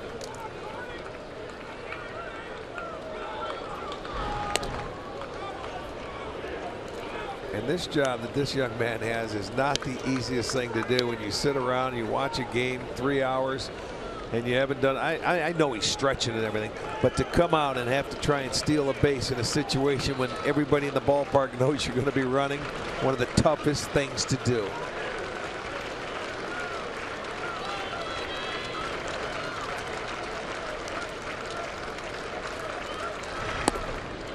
That's good. You got to pay attention to him. I mean, you can go in the weight room in there and crank up the treadmill as fast as it'll go and get yourself loose, but it's not the same when you step out there. No, you got to deal with the pitcher's move you've never seen before or something like that. Cody's holding it, and that's one thing he does is he makes, and base runners like it when you get into a tempo or a rhythm, but he's holding it, making him wait. Roberto Perez is ready for the challenge. But eventually, you have to throw the baseball. And again, we talk about it when we have like a Rajai Davis on our side, trying to put the pressure on the defense. You have that starting pitcher, the pitcher that's in the game, you know, take a little focus away from the hitter at the plate, and it certainly helps him. It's applying pressure to the defense right now. Runner goes. Strike call. Throw down. They got him. Sensational throw by Roberto Perez. Did you see him, man? He was pumped. He was waiting. Andre said he can't wait for the opportunity to get him this time. That throw was right on the money. Well, beautiful. Jimmy Johnson said years ago, if you're going to talk the talk, you go walk the walk. And Roberto Perez did just that. Wow. Everybody was pumped. And I'll tell you what, like I said, it's not an easy thing to do when you're Gore, but what a throw by Perez. Well done. Perez got rid of that ball in 1.88 seconds to second base to apply the tag. An absolutely perfect throw. And what a lift that's got to be for Cody Allen. Oh, look at Lindor. He's talking to Ramirez right now. I mean, that was impressive. Yes, it was. He said he wanted one more opportunity. He should have had him last night, but he got him tonight. That was awesome. Isn't that the first time he's been caught stealing a base, Matt? He was 16 for 16. 2 down. Watch Roberto Perez, Arch. Watch it. He knew it was close. Right on the money. Pump. He was that's awesome. Perfect 17 out of 17. Yeah, okay. So, yeah, with the one last night. Well, he just got caught for the first time. And who was it that the Perez had in Cincinnati? Hamilton. Billy Hamilton? Caught a couple times when we played the Reds last year. Well, that was huge. That is a game-changing play. Yes, it is. Without a doubt. Boy, that just made everybody feel a whole lot better. And now it's Cheslor Cuthbert, who doubled his last time up. And a swing and a miss and a fastball. You know, Andre talked before about Brian Shaw, 4 straight years of 70 appearances. This is number 62 for Cody this year. In his previous 3 seasons, 70 or more appearances. So he'll probably fall short, maybe, of the 70 pitch mark this year, but not by much. Maybe. Yeah, you never know with Tito. I don't think he's going to run him out there every day the rest of the way, but both Allen and Shaw, bottom line, durable, dependable, reliable. The 1-1 in the dirt. No secret why they're at the back end of this bullpen. And what a triumvirate that Andrew Miller has now made for Cleveland in that pen.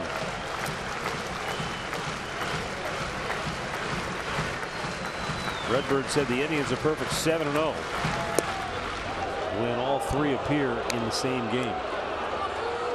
But here's Cody now, 3-1 to Cuthbert.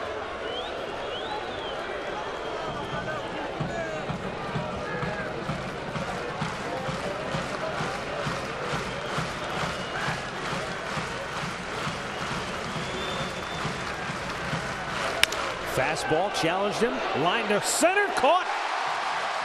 Magic number is 5. Cody saves number 29. Kluber wins number 18.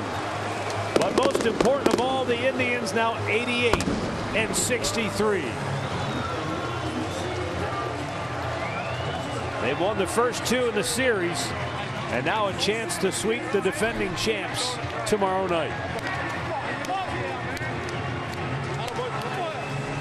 Second night in a row, really entertaining baseball game. Yeah, another one-run win for the Indians, giving them 27 on the year, 27 and 21. And I'll tell you, that last inning, very exciting. I love to see what Perez did behind the dish right there, throwing that guy out. He sacrificed the guy over so they could get in there the insurance run that they really needed now after that leadoff home run. So turned out being a great ball game, and they win the second straight. 7 straight now they've won in this ballpark against Kansas City. Yeah. So I got to tell you, another very good ball game. So the Indians with an important win once again, as they whittle the magic number down to 5. Tigers and Twins still in a rain delay, so we'll wait to see on the outcome of that one. Kluber the win. He's 18-9. The loss to Ian Kennedy, he is 11-10 on the year. With the loss for the Royals, they're now 77 and 75. We've got more to come. One more look at this terrific throw from Roberto Perez. And did he get him? You bet he did.